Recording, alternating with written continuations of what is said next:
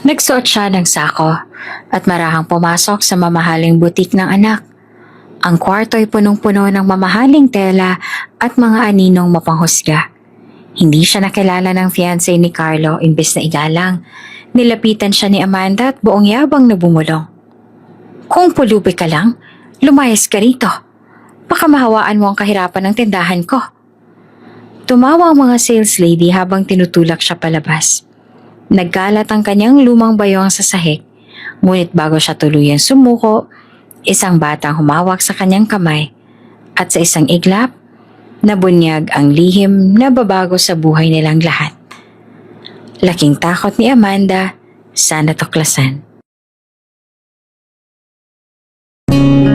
Kung bago ka pa lang sa channel na ito, mga kwento ni Ate Jane, istorya mo, ikwento ko, huwag kalimutang pindutin ang notification bell at subscribe button.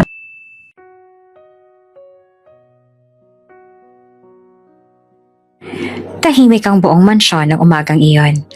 Wala ni isang katulong na makatingin kay Doña Marcelina ng diretso sa mata habang pinagmamasdan nila ang ginang na kilala bilang reyna ng negosyo sa kanilang lungsod. Ngayon, abala sa paghahanda ng kakaibang bihis. Sa loob ng kanyang malawak na silid, nakahilera ang mga mamahaling bestida, bordado at iniangkat pa mula Europa. Ngunit hindi iyon ang isusuot niya ngayong araw. Isinara niya ang aparador at huminga ng malalim. Mula sa ilalim ng kanyang baul, marahan niyang inilabas ang isang lumang damit na kupas na. Madali itong makilala ng kahit sino. Ang bestida niya noong wala pa siyang negosyo, noong nagtitinda pa siya ng isda sa palengke. Inilatag niya ito sa kama, kasama ang isang luma at gusgusing sako na dati pinangtatakip sa mga sako ng bigas. Ngayon, bulong niya sa sarili. Makikita ko kung sino talaga si Amanda. Maingat niyang hinubad ang alahas, ang makapal na gintong kwintas, ang malalaking hikaw, at ang singsing na may esmeralda na ipinamana pa ng kanyang ina. Isa-isang inilapag sa tray na parang simbolo ng pag-iwan sa kanyang katauhan bilang donya. Pagkatapos, isinuot niya ang kupas na bestida at ipinatong sa balikat ang lumang sako. Humarap siya sa malaking salamin. Saglit siyang natigilan. Hindi na siya mukhang kilalang negosyante. Para na siyang matandang pulubi na pinatanda palalo ng alikabok at kupas na tela. Napangiti siya. Ito ang gusto niyang makita ni Amanda. Hindi lamang ang yaman, kundi ang ugali niya sa taong akala niya'y walang-wala. Ilang buwan niya nang pinagmamasdan si Amanda mula sa malayo. Ang elegante nitong anyo, ang matamis na salita kapag kaharap si Carlo, ngunit hindi siya mapalagay. May malamig na bagay sa likod ng mga ngiti ni Amanda. Parang may tinatago. Kahit napagpasyahan niyang subukan ito. Kung totoo ang sinasabi nitong pagmamahal sa anak niya, dapat marunong itong rumispeto sa pinakamaliliit na tao. Naglakad siya pababa ng hagdan. Tahimik na sumunod ang matagal niya ng driver, si Mang Tonyo. Bit-bit ang maleta. Ma'am, sigurado po ba kayo sa ginagawa ninyo? Tanong nito. Bakas ang kaba sa mukha. Sigurado ako. Matatag na sagot niya. Walang makakaalam nito. Kapag may nagtanong, sabihin mong nasa Cebu ako. Opo. Hindi na siya nagpaliwanag. Hindi rin niya isanama ang sasakyan. Gusto niyang maramdaman ang bigat ng bawat hakbang. Ang bawat tingin ng mga tao sa isang matandang nakasuot ng sako. Lumabas siya ng gate, iniwan ang malawak na bakuran at marmol na hagdan. Naglakad siya papunta sa kalsada, habang iniisip kung anong mararamdaman ni Amanda sa oras na makita siya. Baka hindi mo ako makilala. Mahinahong bulong niya sa hangin. Pero sana makilala kita. Pagdating niya sa kanto, sumakay siya ng tricycle. Ramdam niya ang mga tingin ng mga pasaherong nakapila. May awa, may panghuhusga. Niyuko niya ang ulo. Sinasadyang hindi makipagtitigan kanino man. Makalipas ang kalahating oras, bumaba siya sa tapat ng malaking gusaling salamin na may nakapaskil na eleganteng logo sa pinto.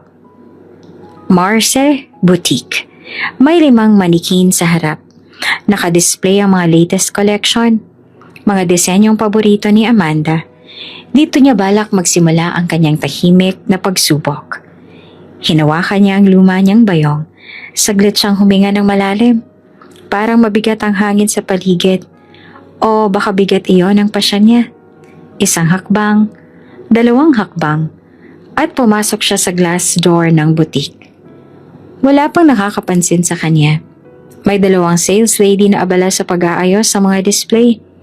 Habang may ilang customer naman na umiinom ng kape sa sulok. Tahimik niyang nilingon ang paligid. Makintab ang mga sahig. Mamahalin ng mga kortina. Amoy pabango ang hangin. Ilang taon din niyang tinustusan ang pagpapaganda ng boutique na ito. Ngunit ngayon nakasuot siya ng sako, parang hindi siya parte ng lugar na iyon. Hindi pa niya nakikita si Amanda. Alam niyang nasa opisina ito sa mezzanine level. May hawak-hawak na tablet at laging abala sa pagmamonitor ng benta. Isang maling kilos lang niya, tsak na makikilala siya nito. Kaya, kailangan niyang manatiling mahinahon. Dahan-dahan siyang lumapit sa isang estante ng mga tela. Marahan niyang hinaplos ang mamahaling telang seda. Hindi dahil gusto niyang bumili, kundi gusto niyang maalala kung paano siya magsimulang mangarap. Sa dami ng pinagdaanan niya para makarating sa tuktok, hindi niya akalaing darating ang araw na magpapanggap siyang wala ring kaya. Ramdam niya ang panlalamig ng paligid. May ilang nagtatakang mata na sumulyap sa kanya, pero wala pa ring lumapit. Alam niyang ilang minuto na lang mapapansin siya at doon magsisimula ang tunay na mukha ng pagsusulit na ito. At sa mga sandaling iyon, taimtim niyang ipinagdasal na sana, kahit kaunti, tama siya sa kanyang hinala na may kabutihang natitira pa sa fiancé ng kanyang anak. Tahimik si Doña Marcelina habang dahan-dahan naglalakad sa gitna ng butik. Hawak niya ang lumang bayong. Baka sa mukha ang pagpapakumbaba. Pinilit niyang huwag makapagtitigan kahit kanino. Gusto niyang maramdaman ang bigat ng bawat hakbang, ang malamig na tingin ng mga taong hindi siya kilala, at ang tahimik na panghuhusga sa anyo niya. Sa isang istante, maingat niyang hinaplos ang laylayan ng isang mamahaling bestida na kulay ivory. Marahan ang galawan niya, parang isang matandang sabik na makakita ng gandang hindi niya kayang bilhin. Iyon ang eksaktong itsura na nais niyang ipakita. May ilang customer na nagtigil ng pag-uusap. Pasimpleng sumulyap sa kanya. May isa pang ang tumikhim at umiwas ng tingin. Halatang naiilang sa presensya ng isang tila pulube sa mamahaling lugar na iyon. Pinilit niyang huwag makaramdam ng panghihina. Matagal na siyang sanay sa mata ng mundo. Ngunit ibang klaseng kirot pala kapag ikaw na mismo ang pumili na apakan muli ang nakaraan. Naramdaman niyang unti-unting lumalapit ang isa sa mga sales lady. Manipis ang takong ng sapatos nito, kaya't mahina ang yapak. Hindi siya tumingin. Patuloy lang niyang hinawakan ng tela. Parang nagbubuo ng pasya kung tatanggalin na ba niya ang kanyang pagpapanggap, ngunit hindi pa ito ang oras. Ilang pulgada pa lang ang layo ng sales lady sa kanya. Huminto ito at marahan nagsalita. "Nay?" Mahinang boses, parang nagdadalawang isip. "Pasensya na po pero hindi po kasi ito... wala po kasi kaming libreng pamimigay rito." Dahan-dahang ibinalik ni Doña Marcelina ang bestida sa sabitan. Hindi niya tiningnan ang babae. Tahimik siyang huminga. Pilit kinakalma ang pintig ng dibdib niya. Alam niyang inaasahan nilang aalis siya, ngunit hindi pa siya tapos. "Pasensya na po talaga." Patuloy ng sales lady, medyo nanginginig ang tinig. "Kung gusto niyo pong tumingin, baka pwede po sa labas na lang." Doon niya lamang itinaas ang kanyang mukha. Hindi galit ang tingin niya, kundi mataman, malalim at puno ng pasensya. Hindi niya naman masisisi ang batang ito. Baka utos lang ito ng manager o baka simpleng takot sa reklamo ng mayayamang customer. Hindi siya sumagot. Nanatili lang siyang nakatayo roon. Hawak ang bayong at parang hindi marinig ang pakiusap na siya'y lumabas. Sa mga sandaling yon, may biglang nagbukas ng pinto sa likod ng butik Dumaan ang malamig na hangin. Hudyat ng pagdating ng taong matagal niya nang pinagmamastan. Si Amanda. Hindi siya agad napansin ito. Abala si Amanda sa pag-check ng tablet na hawak niya. Nakasuot siya ng puting designer dress. Hapit sa bewang at kulay emerald na stilettos na tsak mas mahal pa kesa sweldo ng 3 sales lady. Ang buhok niya, makinis na nakapusod at sa bawat hakbang niya, ramdam ng lahat ang kumpiyansa. Ang may-ari ng eksena. Kahit walang salita, lumamig ang paligid. Napatigil ang sales lady. Mabilis na umatras na para bang sinita. Dahan-dahang itinaas ni Amanda ang tingin mula sa tablet. Una niyang sinuri ay ang customer sa dulong bahagi ng butik. Pagkatapos, ibinaling niyang paningin kay Doña Marcelina, ang babaeng nakabalot sa sako. Nagtagpo ang kanilang mga mata. Isang maikli ngunit matalim na pagtitig. Para bang sinisiyasat ni Amanda kung anong klaseng nilalang ang nangahas pumasok sa kanyang pinamamahalaang lugar. Hindi siya nagsalita. Hindi rin siya nagkunwaring magalang. Tahimik niyang tinignan si Doña Marcelina mula ulo hanggang paa. Mabagal at walang kapantay na lamig. Parang binibilang niya ang mansya ng bestida. Tinatansya ang amoy ng sako. Sinusukat ang kapal ng hiya ng taong naglakas loob na humawak ng seda. Muli, walang boses na narinig sa buong butik. Pati ang ilang customer nakiramdam. Ang sales lady, tahimik na yumuko. Tila hinihintay kung ano ang sasabihin ni Amanda. Ngunit wala pang lumalabas na salita. Naglakad si Amanda papalapit ng kaunti. Sapat para mas malinaw ang pagkilatis niya sa mukha ng matandang hindi niya kilala.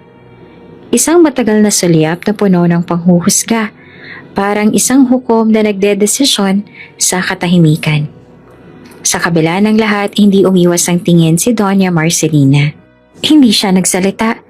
Hindi siya nagpakalala. Alam niyang ito ang sandali bago tuluyang magbago ang ihip ng hangin, bago siya tuluyang insultuhin, itaboy at maliitin. Pero ngayon, sa mga mata ni Amanda, isa lamang siyang hindi karapat-dapat na nandito. At iyon ang gusto niyang makita, ang tunay na tingin ng fiancé ng kanyang anak, kapag walang titulo, walang yaman, walang pangalan. Wala pa ring bumibitaw sa mahabang pagtitig na iyon. Ang malamig at mapanghusgang mata ni Amanda na walang pakialam kung sino man ang kanyang sinusuri. Tahimik ang paligid pero ramdam na ramdam ni Doña Marcelina ang tensyon sa bawat saglit. Isang iglap, dumungaw ang sales lady sa likuran. Hawak-hawak ang kanyang clipboard na tila handa ng sumingit kung kakailanganin. Sa wakas, bumuntong hininga si Amanda. Isang maikling tunog ng ines ang lumabas sa kanyang labi. Inayos niya ang tablet sa braso. Itinupi ang kanyang mga daliri at saka bahagyang ikiniling ang ulo na para bang hindi makapaniwala sa nakikita. "Anong ginagawa mo dito?" tanong niya. Hindi man lang tinatangkang ibaba ang boses. Ang bawat salita niya ay malinaw na malinaw sa buong butik. Sapat para mapalingon ang 2 babaeng customer na kanina pa umiiwas ang tingin. Tahimik si Doña Marcelina. Hindi siya gumalaw. Pinilit niyang huwag ipahalata na bumibilis ang pintig ng kanyang puso. Kahit matagal na siyang sanay sa masakit na salita noong siya'y mahirap pa, iba ang pakiramdam kapag alam mong ginagawa ito ng taong dapat sanay may respeto sa lahat.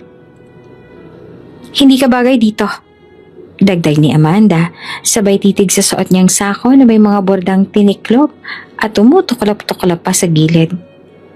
"Hindi mo ba alam kung anong klaseng lugar to? Hindi ito kalsada na pwede kang mamulot ng tara-tara." Marahang napahawak si Doña Marcelina sa bayong niya. Wala siyang balak umalis. Hindi pa siya tapos makita ang tunay na ugali ni Amanda. Biglang umiling si Amanda na para bang ang simpleng presensya niya ay malaking kabastusan na. "Baka mamaya," sabi ni Amanda na mas malakas ng tinig, "magnakaw ka pa. Ang dami-dami niyong katulad mo pumapasok dito kunwari titingin, pero pagtalikod namin, may nawawala na." Parang may umangat na init sa likod ng mata ni Doña Marcelina. Ngunit pinigilan niya ang sarili. Tahimik pa rin siyang nakatayo. Narinig niya ang mahinang hagikik ng dalawang sales lady na kanina pang nakamasid. Wala nang nagkunwaring abala. Lahat sila nakatingin na ngayon sa kanila. "Sige na," wika ni Amanda sabay abot ang dalawang daliri niya sa balikat ni Doña Marcelina. "Lumabas ka na! Hindi ka naman bibili, baka madumihan pa yung mga tela." Dahan-dahang umatras si Doña Marcelina. Sa isang hakbang niya paatras, sumabit ang gilid ng bayong sa sabitan ng damit. Sa isang iglap, nahulog ito sa sahig. Bumuka ang lumang bayong. Gumulong sa marmol na tiles ang ilang perasong pinaghirapang ipunin ni Doña Marcelina. Isang supot ng tinapay, isang lumang petaka at ilang nakabalot na jaryong prutas na baon niya kunwari. Saglit nakatahimikan at doon nagsimula ang hagikikan. "Diyos ko!" tawa ni Amanda. Hawak ang tiyan na parang aliw na aliw sa nakikita. "Tingnan niyo nga, nagkalat pa talaga ng basura." Sabay tawa ng malakas. May isa pang sales lady na nagtangkang awatin ng tawanan. Pero nagtakip rin ng bibig para hindi mahalata ang kanyang pagngisi. Pati ang dalawang customer napakagat ng labi. Pilit pinipigil ng tawa pero hindi makatingin ng diretsyo kay Doña Marcelina. Habang lumalakas ang pagtawa ni Amanda, dahan-dahan namang lumuhod si Doña Marcelina para pulutin ang kanyang mga gamit. Nanginginig ang kamay niya. Hindi dahil sa hiya, kundi sa sakit ng katotohanang ganito kababa ang tingin ng babaeng ito sa isang taong wala sa estado. Isang pirasong tinapay ang gumulong malapit sa paanan ni Amanda. Tumikim siya, tsaka idinestansya ang mamahaling sapatos na parabang nahawaan ng dumi. "Hindi ka pa rin ba aalis, ha?" Singhal ni Amanda sabay kindat sa isang sales lady. "Ayaw mo talagang mapahiya, no?" Hindi na makapaghintay si Amanda. Kinuha niya ang kanyang phone, pinindot ang isang button at ilang segundo pa lang may lumapit na security guard. Matangkad, nakasuot ng itim na uniforme.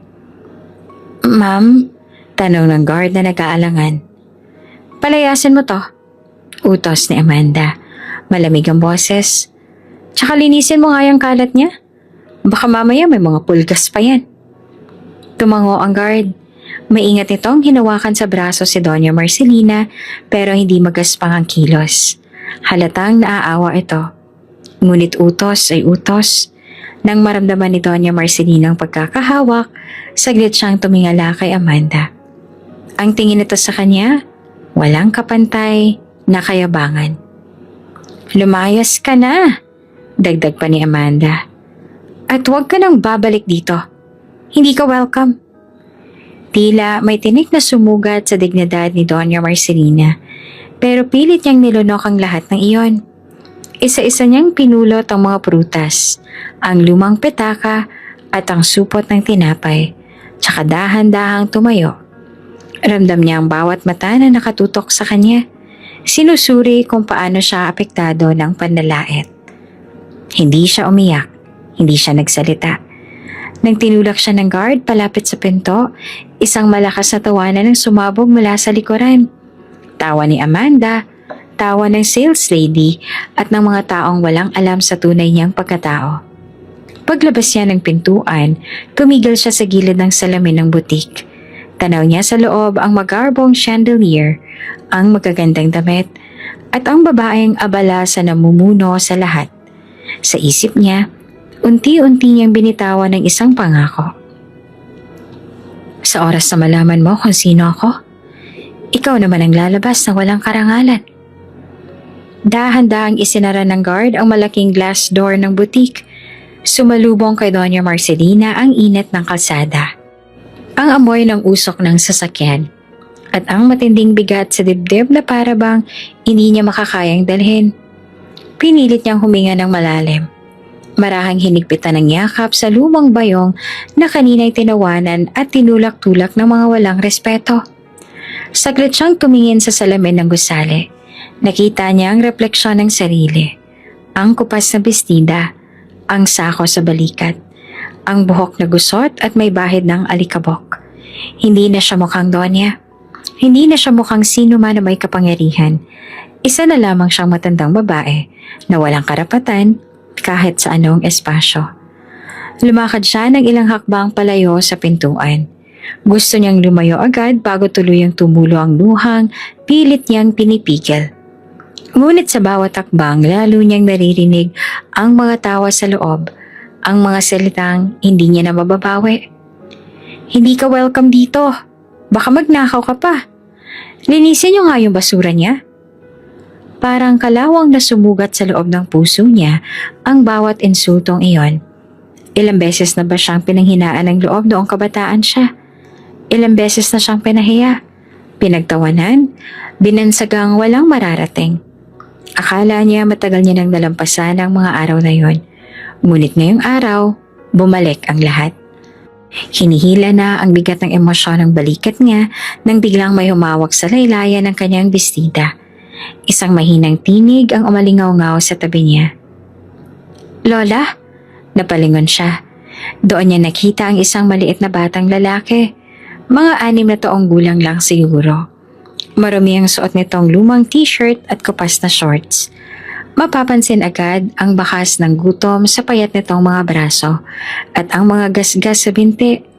Ngunit sa gitna ng karumihan, malinaw na malinaw ang malalaking mata nitong puno ng awa. Yumakap ito sa kanya.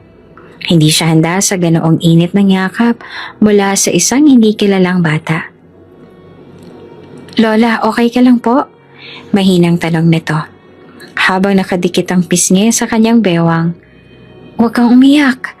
Saglit siyang hindi nakapagsalita.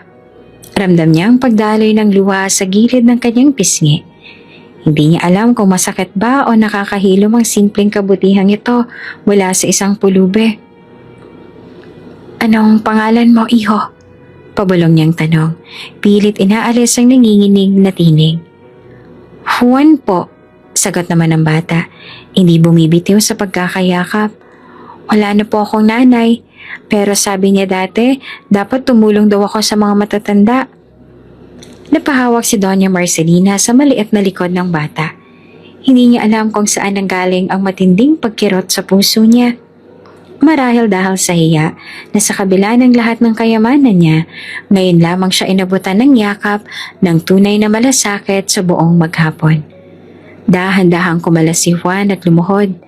Isa-isa niyang pinulot ang mga nalaglag na laman ng bayong na hindi na ibalik kanina. Ang piraso ng tinapay na bahagyang nadumihan, ang nilumot na supot ng prutas, at ang lumang petaka. Matyaga niyang inipan ang lahat. Parang may mahalagang kayamanang natagpuan. Salamat, mahina ngunit taos-pusong sabi ni Doña Marcelina. Habang pinapanood ang batang halos hindi makapaglagat ng diretsyo dahil sa gutom, ngunit mas pinili pa rin siyang tulungan. Pagkakuha ng lahat ng gamit, maingat na inaabot ni Juan ang bayong pabalik sa kanya. Lola, huwag kang malungkot. Hindi naman po masama ang mahirap. Tsaka siyang umiti. Isang payak ngunit pinakamainit na ngiting nakita niya sa buong araw. Hindi niya mapigil ang panginginig ng baba niya. Gusto niya sanang lumuhod at yakapin ang bata. Ngunit natakot siyang baka lalo itong mahirapan o mahiya. Kaya't hinaplas na lamang niya ang buhok nito. Magaspang, may putik, ngunit parang pinakamalinis na bagay sa mga sandaling yon. Salamat, Juan. Muli niyang sambit. Wala po yun. Mahinang sagot naman ng bata. Sabi kasi ng nanay ko dati, lahat po ng tao may halaga, kahit wala kang pera. Parang tinamaan ng kidlat ang puso ni Doña Marcelina. Iyon ang mismong aral na paulit-ulit niyang itinuro sa anak niya. Ang ironiya ngayon, isang ulila ang nagpapaalala sa kanya nito. Sa kabila ng lungkot, may kaunting liwanag na sumilay sa kalooban niya. Hindi pa lubos na nawawala ang kabutihan sa mundo, kahit pa sa pinaka-inosenteng anyo nito. Kumain ka na ba, Juan? Tanong niya, pilit tinatago ang pangingilid ng luha. Umiling ang bata, bahagyang yumuko. Hindi po, kahapon pa. Sasagot pa sana siya nang marinig niyang malakas na yapak mula sa loob ng butik. Parang may paparating na utos si Amanda. Agad niyang hinila si Juan sa gilid ng pader. Pinagtakpan ng bata ng katawan niya. Hindi dahil sa takot kundi sa ayaw niyang makita ni Amanda ang kaunting kahihiyan na muli siyang pinulot mula sa lupa. Saglit siyang yumuko. Tinitigan ang mukha ng bata. Sa maruruming pisngi at payat na katawan nito, may isang hindi niya makakalimutang paalala. Ang dignidad, hindi sinusukat ng pera o ng bihis. Tahimik siyang napaluhod. Mahina niyang niyakap si Juan.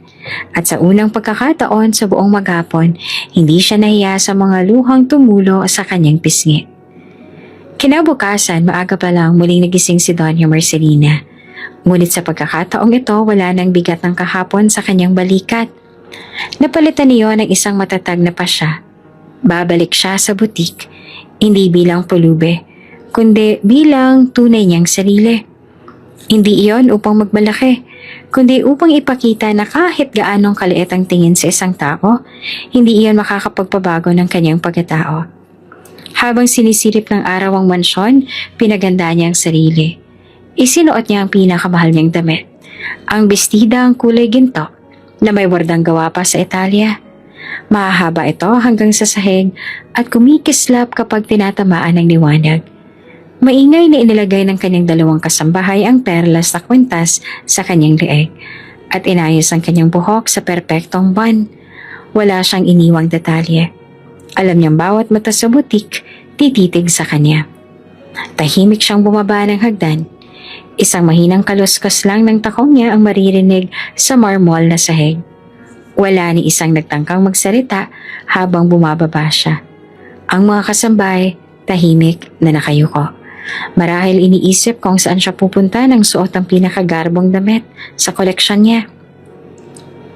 Pagdating sa garahe, bumukas ang pinto ng kanyang itim na luxury car.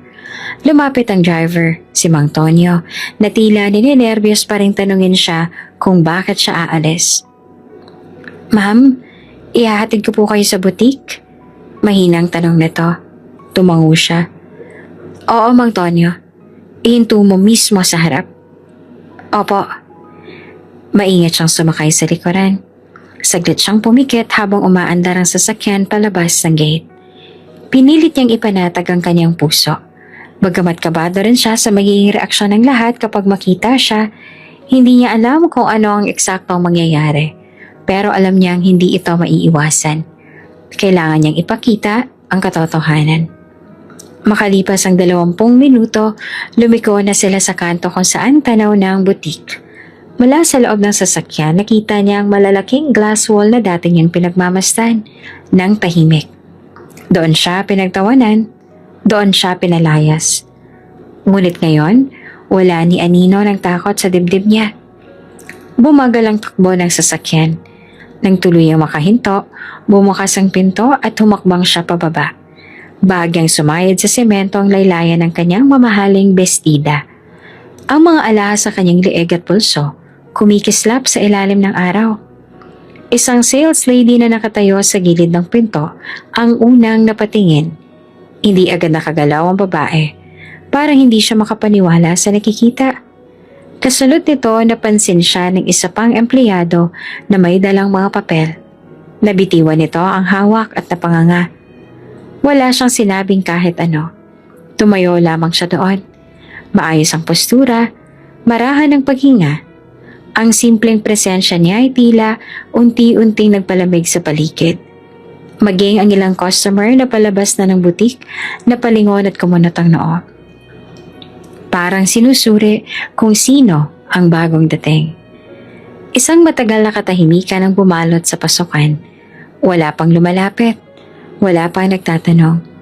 Pero ramdam niyang isa-isang kumakalat ang balita sa loob na may isang importanteng tao sa pintuan. Tahimik siyang humakbang papasok. Sa bawat hakbang niya sa makintab na tiles, maririnig ang mahinang kaluskos ng tela at ang alingaw-ngaw ng takong niya. Wala pa ring lumalapit. Hindi pa niya nakikita si Amanda. Pero alam niyang hindi magtatagal. Lalabas ito para tingnan kung ano ang kaguluhan. Tumigil siya sa gitna ng butik. Itinuwid ang bewang at marahang iniangat ang mukha. Wala siyang intensyong umupo o magkunwaring customer. Isa lang ang pakay niya. Ipaalala sa lahat na ang taong tiniis nilang pagtawanan kahapon, siya rin ang nagbigay ng hanap buhay sa kanilang lahat. Sa gilid ng kanyang paningin, nakita niyang may isa sa mga sales lady na mabilis na umalis papunta sa likuran. Marahil ay para ipaalam kay Amanda na may bisita. Hindi niya ito pinansin. Hindi niya na kailangang magsalita para ipaliwanag ang dahilan ng kanyang pagdating. Tahimik niyang pinagmasdan ang paligid. Ilang empleyado ang napatingin sa kanya. Nanginginig ang labi. Parang gustong lumapit pero natatakot. Ramdam niya ang tensyon na bumabalot sa bawat sulok ng butik. Alam niyang sa sandaling lumitaw si Amanda, magsisimula ang totoong pagbubunyag. Pero hindi ngayon. Sa sandaling ito, sapat na makita nila ang kanyang presensya at ang dignidad na kahit pinagtawanan, hindi kailanman nawala. Tahimik ang buong butik. Ang mga empleyado ay walang makuhang lakas ng loob na lumapit. Wala ni isang makatingin ng diretso kay Doña Marcelina na ngayon ay nakatayo sa gitna ng silid. Suot ang gintong bestida at kumikislap na alahas. Isang sales lady na nakasilip mula sa likod ng istante. Mahigpit ang pagkakakapit sa hawak ng clipboard na tila sandata laban sa kaba. Sa isang sulok, dalawang babaeng customer ang marahang nagbubulungan. Sinusulyapan si Doña Marcelina na para bang may dumating na reyna. Ang pintig ng oras ay mabagal. Parang lahat ay hinihintay kung sino ang unang magsasalita. Ngunit sa isip ni Doña Marcelina, isa lang ang mahalaga. Ang muling makita si Amanda. Ang babaeng walang pag-aalinlangang nagtaboy at nagpakalat ng pangungutya kahapon. Walang kamalay-malay kung sino ang kanyang inalipusta. Hindi nagtagal, bumukas ang pintong nasa gawing likod ng butik. Isang mahinang tunog ng bakal na seradora ang nagpatigil sa mahihinang bulungan ng mga empleyado. Lahat sila biglang napalingon sa direksyon ng pinto.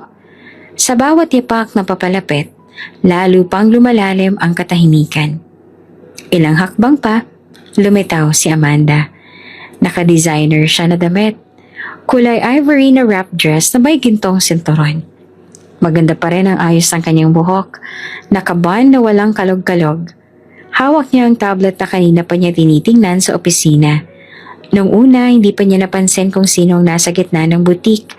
Abala siya sa bumubuntong hininga habang sinusuri ang inventory sa screen. Pero nang iniangat niya ang paningin, nagtama ang kanilang mga mata. Sa isang iglap, natigilan si Amanda.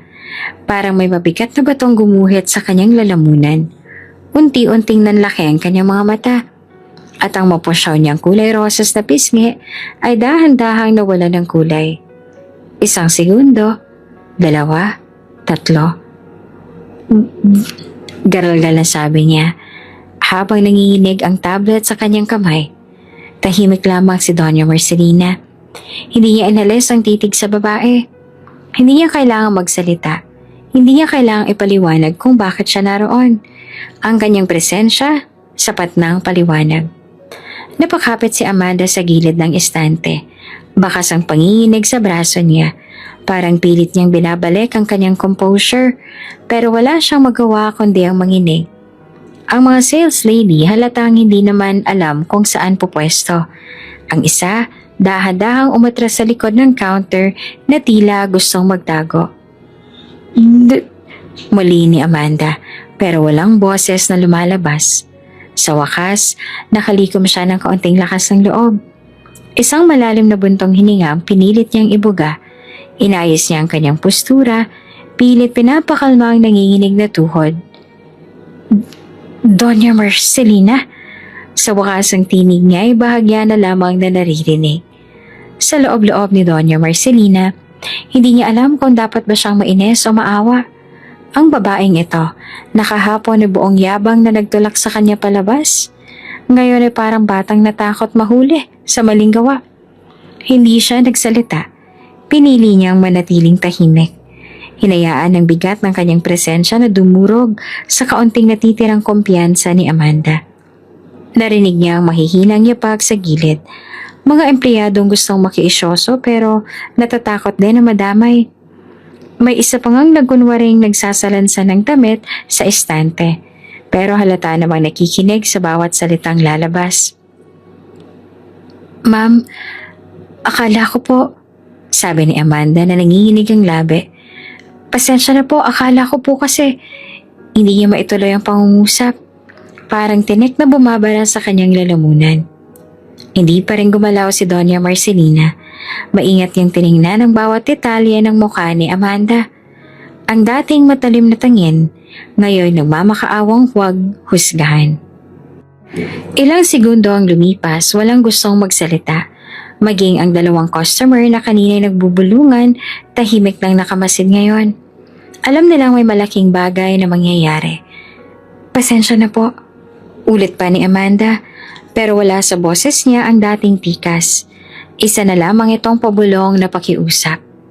Sa kabila ng lahat, hindi pa rin bumibigat ang damdamin ni Doña Marcelina.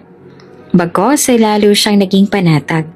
Sa wakas, nakita niya na ang kahinaan sa babaeng nagmalaki kahapon. Isang tao lang ito. Walang integridad, walang respeto, at ngayon walang maipagmamalaking dangal. Isang mahinang kaluskos ng telang nagpatigil muli sa lahat. Isa sa mga sales lady ang marahang lumapit kay Amanda. Parang gustong suportahan siya sa pagkakatayo. Ngunit marahas na inalis ni Amanda ang kamay nito. Halatang kahit sa harap ng kahihiyan, pinipilit pa rin niyang itago ang kahinaan. Doña Marcelina, muli niyang sambit, halos hindi na marinig. Sakalang bahagyang kumilos si Doña Marcelina. Dahan-dahan niyang iniangat ang kanyang baba. Itinuwid ang balikat at hinayaang tumama sa kanya ang lahat ng mata sa butik. Sa unang pagkakataon, ang katahimikan ay hindi na nakakabigat. Ang katahimikan na ito, patunay lang na sa harap ng katotohanan, lahat ng kayabangan ay natutunaw. Hindi na gumalaw si Amanda. Parang itinayo siya ng mga ugat ng kahihiyan sa gitna ng butik. Walang magawa kundi titigan si Doña Marcelina na matikas na nakatayo sa gitna ng liwanag mula sa salaming pader. Sa gilid, ang mga sales lady ay halos hindi na makahinga. Parang may bagyong pagdating. May isa pang dahan-dahang umatras papunta sa cashier, marahil para magkunwaring abala. Pero alam ng lahat na walang makakaiwas sa eksenang ito. Tahimik si Doña Marcelina. Ilang sandali niyang hinayaan ang bigat ng ekspresyon niya na tuluyan ng bumagsak kay Amanda. Hindi niya kailangang sumigaw. Hindi niya kailangang magmura. Ang katahimikan niya, mas mabigat pa sa anumang bulyaw.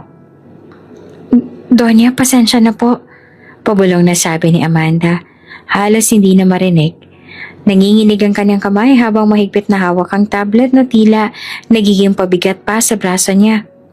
Sa wakas, dahan-dahang humakbang si Doña Marcelina papalapit. Ang bawat yapak ng kanyang takong sa marmol na sahig ay parang palakas ang palakas na pintig ng puso ni Amanda. Tumigil siya sa layo na halos isang dipa lamang sa harap nito. Saglit niyang tiningnan ang mukha ng babaeng kahapon lang ay walang takot na nagtulak sa kanya palabas. Hindi mo malang ako nakilala kahapon, malimig niyang sabi. Mababa ngunit malinaw ang boses. Pero ngayon, wala ka ng dahilan para hindi mo ako kilalanin. Napasinghap si Amanda. Hindi siya makakilos. Hindi siya makatingin ng diretsyo. Nananatili ang tingin niya sa sahig. Tila umaasang magigising na lamang sa isang masamang panaginip. Ako ang ina ni Carlo. Mahinang dagdag pa ni Doña Marcelina. Walang tinig ng galit. Isa lamang itong malinaw na deklarasyon ng katotohanan. Si Carlo, ang lalaking ilang taon nang pinagmamalaki sa lahat, ang lalaking sinasabi mong mahal na mahal mo. Umangat ng bahagya ang mukha ni Amanda. Nangilid ang luha. Parang pilit niyang hinahanap ang mga tamang sagot, pero wala siyang maibuga ni isang salita. At saka mas pinatindi ni Doña Marcelina ang tinig niya, hindi sa lakas, kundi sa bigat. Ako rin ang may-ari ng building na to. Isang mahabang saglit na katahimikan. Napalunok si Amanda. Halos marinig niya ang pag-ubo ng isa sa mga sales lady na pilit kumukuble sa likod ng display rack. Ang isa pa dahan-dahang tinakpan ng bibig para hindi mahalata ang pagkagulat. Lahat ng naroon, pati mga customer, hindi makagalaw. Ang mukha ni Amanda. Kanina pa may konting tikas pa. Ngayon ay tuluyan ng nabura ang kumpiyansa. Mabilis ang paghinga niya. Tila tinatablan na ng panghihina ng tuhod. Ma'am, garalgal niyang sabi. Hindi ko po alam. Hindi ko po sinasadya. Hindi sumagot si Doña Marcelina. Tinitigan lang niya ito. Parang pinapabigat pa lalo ang katahimikan. Sa kanyang isipan bumalik ang bawat eksena ng kahapon. Ang pagtulak sa kanya palabas. Ang pagkalat ng kanyang gamit. Ang hagikik ng mga empleyado habang sinisipa ang tinapay sa sahig. Hindi mo sinasadya? Ulit niya na mababa at kalmado. O hindi ka lang marunong rumespeto sa taong wala ka nakikitang pakinabang. Wala nang nailabas na salita si Amanda. Ang kamay niya nakahawak sa tablet, nanginginig na parang hindi na kayang dalhin ang bigat ng eksenang ito. Isang sales lady ang lumapit kay Amanda. Maraang hinawakan ng siko nito na tila gustong alalayan. Pero tinabig siya ng marahan. Ayaw ni Amanda na makita ng iba na humihingi siya ng tulong. Sa gilid ay may dalawang customer na bahagyang napaatras. Ang isa palihim na kinuha ang cellphone at itinago sa bulsa. Marahil kinukuhanan ng eksena. Ngunit walang gustong magsalita. Walang gustong makisawsaw. Tahimik si Doña Marcelina ngunit ang titig niya ay parang bakal na dumudurog sa natitirang yabang ni Amanda. Ngayon, malumanay niyang sabi, naiintindihan mo na ba kung sino ang taong binabaliit mo? Napapikit si Amanda. Nangilid ang luha at pinipigilan. Pasensya na po. Hindi ko po alam. Hindi mo alam. Ulit pa ni Doña Marcelina. Nangingiti ng malamig. At kailanman, hindi ko na kailangang ipaalala ito sa'yo kung marunong ka lang gumalang sa kapwa. Walang sumagot, walang gumalaw. Ang buong butik tila nahulog sa balon ng tahimik na kahihiyan. Isang mahaba at matinding katahimikan. Sa sandaling iyon, walang sino man ang makapagtatanggol kay Amanda at wala na ring makakalimot sa ginawa niya. Tahimik ang buong butik matapos ang matindi nilang pagharap ni Amanda. Ang mga empleyado nakatigil sa kani-kanilang kinatatayuan, parang mga estatwang hindi makapaniwala sa nakita. Ilang customer din ang hindi na rin makakilos. Napako ang tingin sa pintuan. Sa gitna ng tensyon, dahan-dahang inikot ni Doña Marcelina ang kanyang paningin. Hindi niya alam kung anong hinahanap niya. Marahil isang saglit na kalma, matapos ang bigat ng kahihiyan at pagbubunyag. Ngunit sa gilid ng kanyang kama may isang bagay na gumuhit ng kakaibang kaba sa kanyang dibdib. Dumungaw siya sa glass wall na tanawang labas.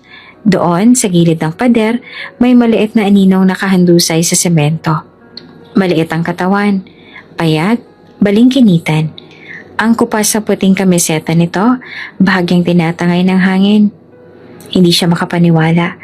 Saglit siyang nakapikit sa dibdib niya at sinusulit ang anyo ng batang iyon. Juan? Mahinang bulong niya sa sarili. Hindi niya alintana ang mga mata ng tao sa paligid. Walang pakialam kung sino makakita. Ang tanging nasa isip niya lang ng sandaling iyon, ang batang hindi nag-atubiling tulungan siya kahapon. Mabilis siyang tinungo ang glass door. Isang sales lady ang tila haharangin siya ngunit agad umatras sa takot. Tumunog ang maliit na bell ng pinto nang lumabas siya. Sinalubong siya ng init ng araw at mahinang simoy ng hangin na amoy alikabok. Paglapit niya, mas malinaw niya nakita ang itsura ng bata. Napapikit ito. Nangingitim ang ilalim ng mata. Ang maliliit nitong braso ay nakalaylay sa gilid ng katawan at tila wala ng lakas. Humakbang siya ng 1, 2, 3. 3 hakbang hanggang sa tuluyan siyang mapaluhod sa tabi nito. Juan? Tawag niya na nanginginig ang tinig. Dahan-dahan niyang hinaplos ang maruming pisngi ng bata. Malamig ito at parang wala ng ulirat. Juan, gising ka anak. Huwag kang matulog dyan. Walang sagot. Tanging mahinang hingal lang ang narinig niya. Muli niyang tinapik ang balikat ng bata at pilit ginising ito. Juan, sabi niya na bahagyang umuuga ang boses. Ano bang nangyari sa'yo? Kanina ka pa ba rito? Sa ilang sandali, wala pa ring tugon. Dahan-dahan niyang inilapit ang kamay sa dibdib nito. May mahina, mabagal na pintig ng hininga. Ngunit ramdam niyang walang lakas ang batang ito. Dumungaw siya sa paligid. Nagbabaka sakaling may ibang tao na makakatulong. Ngunit ang mga tao sa bangketa, iilan lang ang nagtataka. Marami pa rin ang nagmamadaling lumakad na parang walang nakikita. At sa likod ng salamin ng butik, tanaw niya ang mga empleyado. Nakadikit ang mga mata sa eksena. Wala ring gustong lumapit. Bahagya siyang yumuko.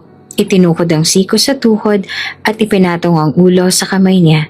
Sa dami ng pinagdaanan niya kahapon, hindi niya akalaing mas mahihirapan siyang makita ang batang to kesa marinig ang lahat ng panalait sa kanya. Anak, sabi niya na mahinang mahina. Gising ka naman kausapin mo si Lola. Walang tugon. Tanging mahinang ngangin lamang dumaan sa pagitan nila. Maya-maya bahagyang kumislot ang labi ng bata. Napatingin si Doña Marcelina. Kumaasang may sasabihin. Ngunit imbes na salita, isang mahabang hinga lang ang lumabas. Bumagsak muli ang maliit nitong kamay sa semento. Hindi niya alam kung bakit, pero sa sandaling yon, ramdam niya ang kirot sa puso na hindi niya naranasan kahit kailan. Parang may peraso lang damdamin niya na pinunit.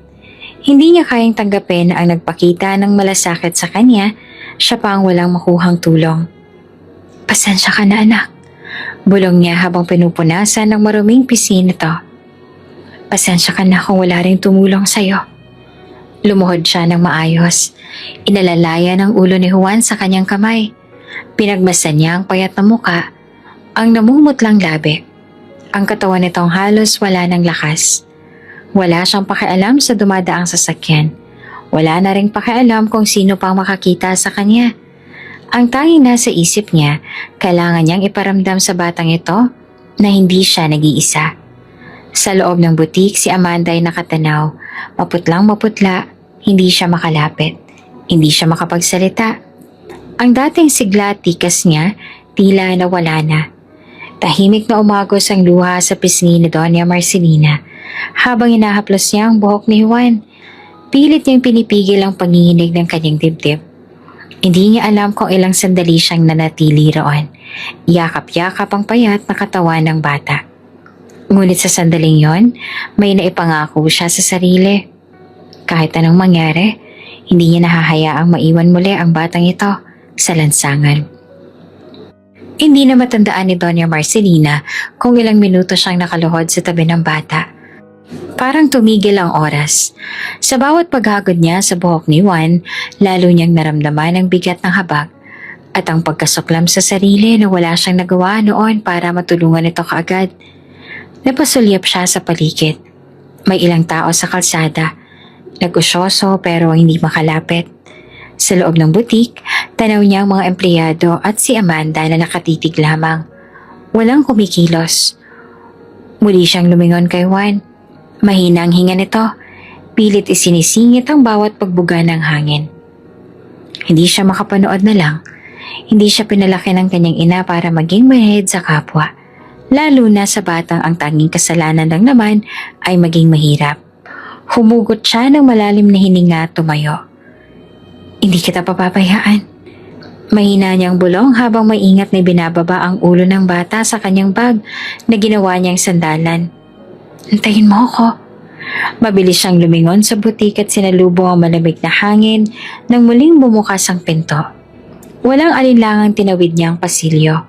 Diretso sa counter kung saan nakatayo ang isang guard na kanina pa hindi makalapit. Ikaw, mariin niyang utos. Hanapin mo ang driver ko. Sabihin mong dalhin agad dito ang sasakyan. Napalunok ang guard. Bahagyang namutla sa bigat ng tinik niya. Opo ma'am. Mabilis itong lumabas. Halos natapilok pa sa pagmamadali. Muling bumaling si Doña Marcelina sa mga empleyado. Walang gustong tumingin sa kanya. Lahat sila nakayuko. Kunwaring abala sa pagsasalansa ng damit. Paglabas niya sa pinto, sinalubong niya ng liwanag ng araw. Dumiretso siya kay Juan. Muling lumuhod at iniangat ang kamay nito para suriin ang pulso. Ngunit mahina pa rin. Napapikit siya. Pilit pinapakalma ang dibdib. Hindi siya pwedeng sumuko. Hindi ngayon. Juan, mahinang tawag niya. Andito na si Lola. Sandali na lang. Wala pa ring tugon. Ang liit ng katawan ng bata sa ilalim ng malupit na araw ay parang lalong lumiliit sa kanyang paningin. Isang saglit, pinahid niya ang luha sa pisngi ng bata. Pinilit niyang ngumiti, bagamat nanginginig ang kanyang labi. Maya-maya dumating na si Mang Tonyo. Hingal na hiningal din. Dala ang sasakyan na dumiretso sa gilid ng bangketa.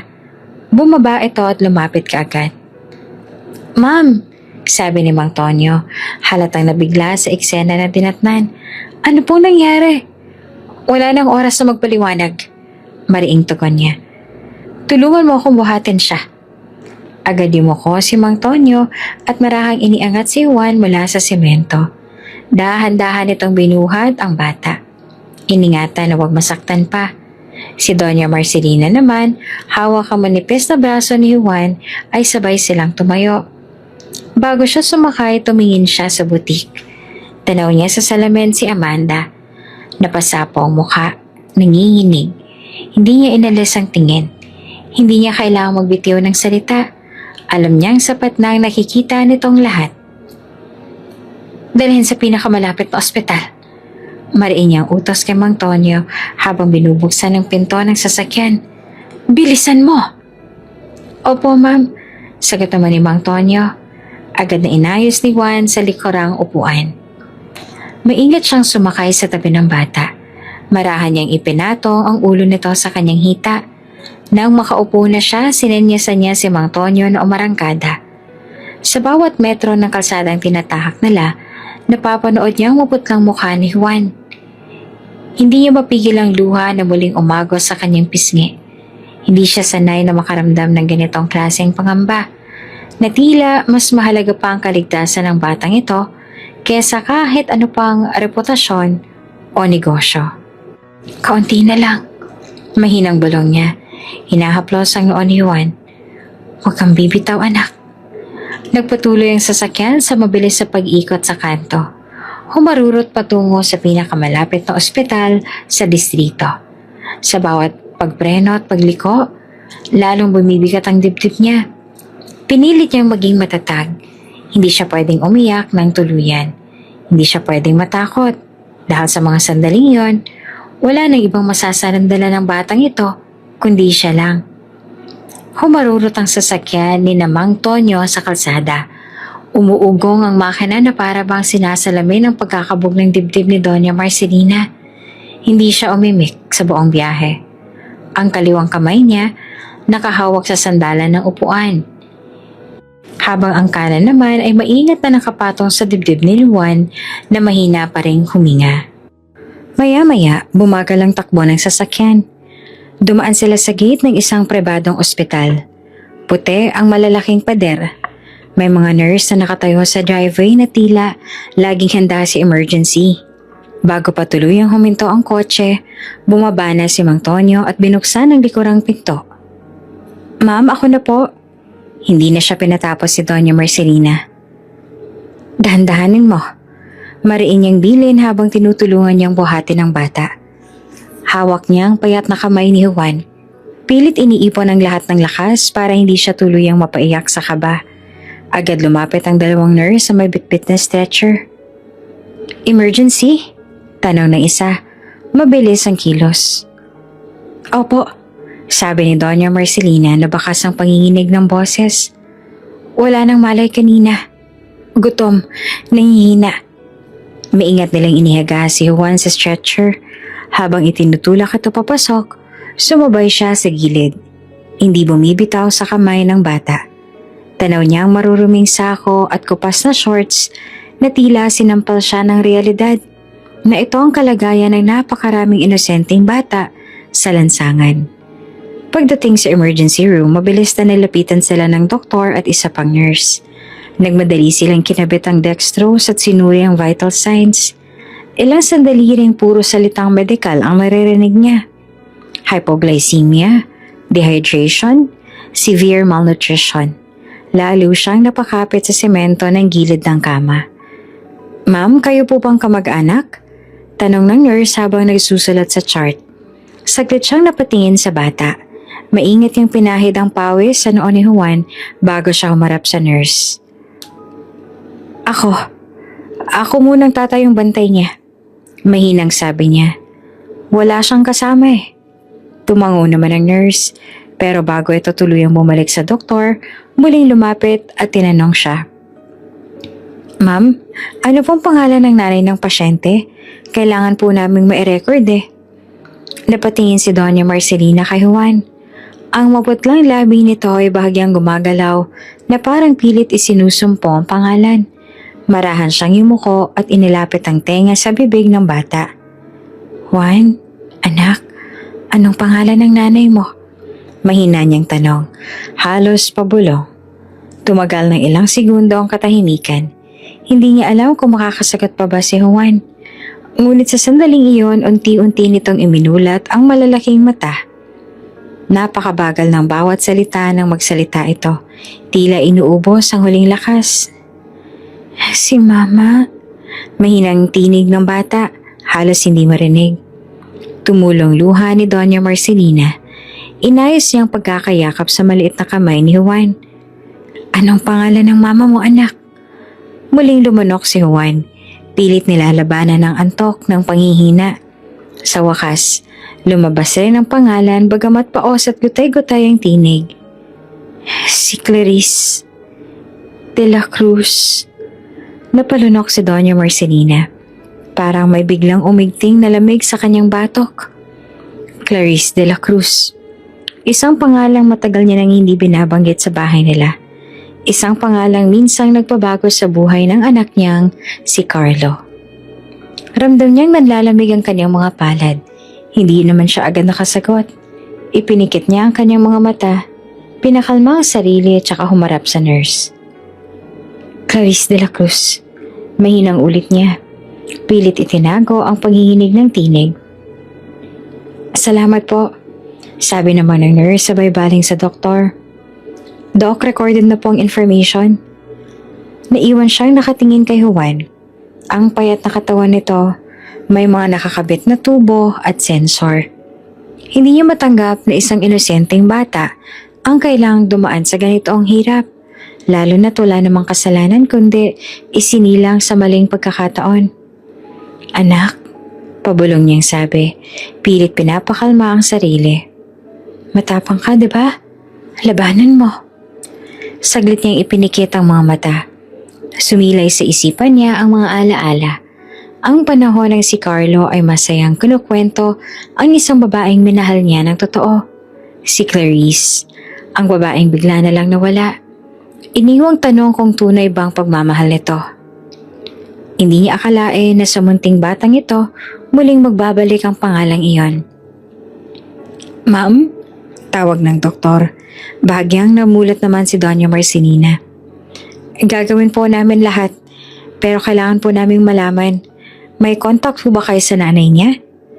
Dahan-dahan siyang umiling. "Wala," mahina niyang sagot.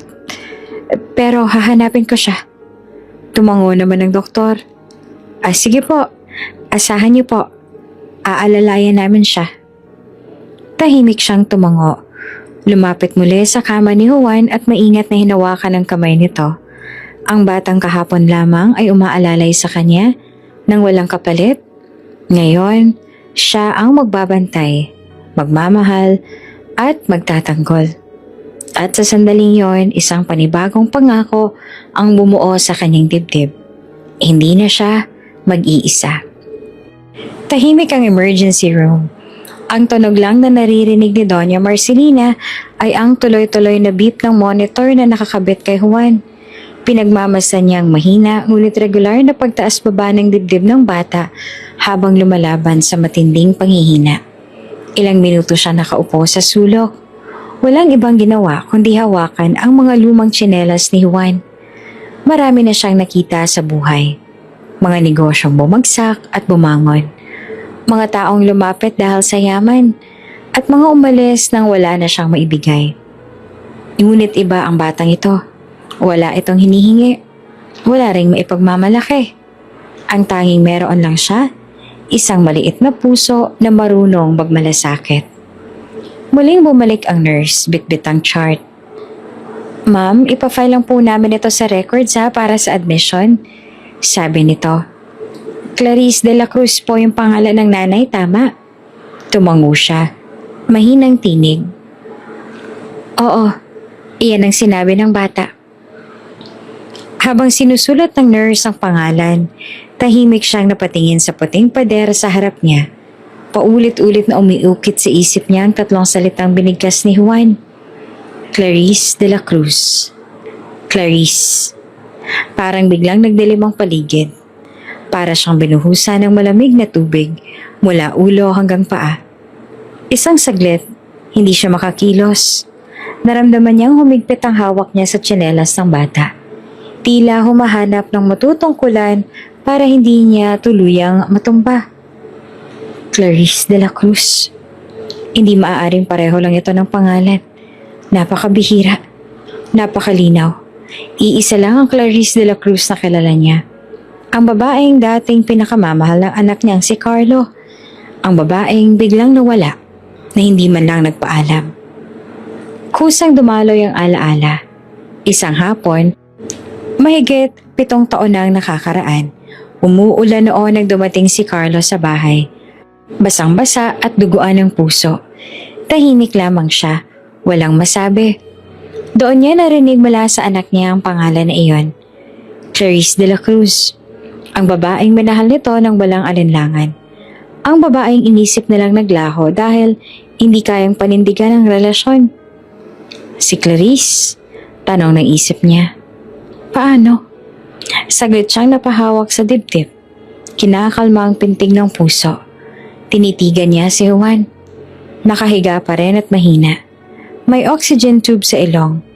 Hindi niya na iniinda ang luha na tumulo sa pisngi niya. Hindi niya na kayang itanggi ang hinala na unti-unting bumubuo sa isip niya. Kung totoo ito, kung si Clarice nga ang ina ng batang ito, ibig sabihin, may posibilidad na si Carlo ang ama. Bigla siyang hindi makahinga. Napaupo siya ng tuwid. Pilit nilalabanan ang pagkahilo. Ma'am, okay lang po kayo? Tanong ng nurse. Nag-aalalang lumapit. Dahan-dahan siyang tumango. Bagamat nanginginig pa rin ang kamay. Ayos lang ako. Pero hindi iyan totoo. Hindi siya maayos. Ang dami niyang tanong na gustong sumabog. Nasaan si Clarice? Bakit iniwan ng bata? Alam ba ito ni Carlo? Totoo bang anak niya ito? Nilingon niya si Juan. Mahina pa rin ang mukha nito. Parang wala nang kumukuwang-kuwang sa bagyong paparating sa buhay nilang lahat. Ngunit sa kabila ng kapayatan nito, kita niya ang guhit sa pisngi. Pamilyar na pamilyar. Guhit na minsan na rin niyang nakita kay Carlo noong sanggol pa lamang ito. Napahigpit siya ng hawak sa bakal ng kama. Hindi siya sigurado kung dapat ba siyang matakot o matuwa. Hindi niya alam kung ito na ba ang sagot sa matagal ng tanong sa buhay nilang mag-ina. Kung bakit bigla na lang naglaho ang Clarice na iyon. Humugot siya ng malalim na hininga. Pilit niyang pinakalma ang isip niya. Pero paulit-ulit lang na umuukit sa alaala ang bawat eksenang pinagsamahan ni Carlo at Clarice. Ang mga gabing nakangiti ang anak niya habang ikinukwento ang plano nilang magpakasal. Ang mga umagang tahimik si Carlo. Hindi magawang sabihin kung bakit sila nagkahiwalay. At ang huling araw na binanggit ang pangalang iyon. Nang tuluyan na lang nitong sinabi, Ma, wala na si Clarice. Huwag mo nang itanong. Pero ngayon, isang batang pulubi ang nagsasabing iyon ang kanyang ina. Clarice, Mahina niyang sabi sa sarili. Nanlalambot ang tuhod. Anong nangyari sa'yo? Hindi niya alam kung paano niya haharapin si Carlo kapag nakumpirmang hinala. Hindi niya alam kung handa siya sa katotohanan. Ngunit sa kabila ng lahat, isang bagay ang malinaw. Hindi niya na pwedeng iwan ang batang ito. Hindi niya pwedeng hayaan na matulad kay Clarice na mag-isa sa laban. Marahan siyang umangat mula sa upuan at lumapit sa ulunan ni Juan. Hinawakan niya ang maliit nitong kamay na nakakabit sa swero. Tahimik lang siya. Pinagmamasdan ang mapulang mukha ng bata. Isang bahagi ng kanyang puso ang parang dahan-dahang nagbukas. Hindi bilang negosyante kundi bilang isang inang handang magsakripisyo. At sa loob ng maliit na kwarto ng ospital, sa gitna ng huni ng makinarya at amoy ng gamot, isang matandang babae ang unti-unting binabalot ng isang matagal nang nakalimutang damdamin. Pag-asa. Tahimik ang ospital. Ang malamig na simoy ng aircon ay halos hindi niya maramdaman habang nakatayo siya sa gilid ng kama ni Juan.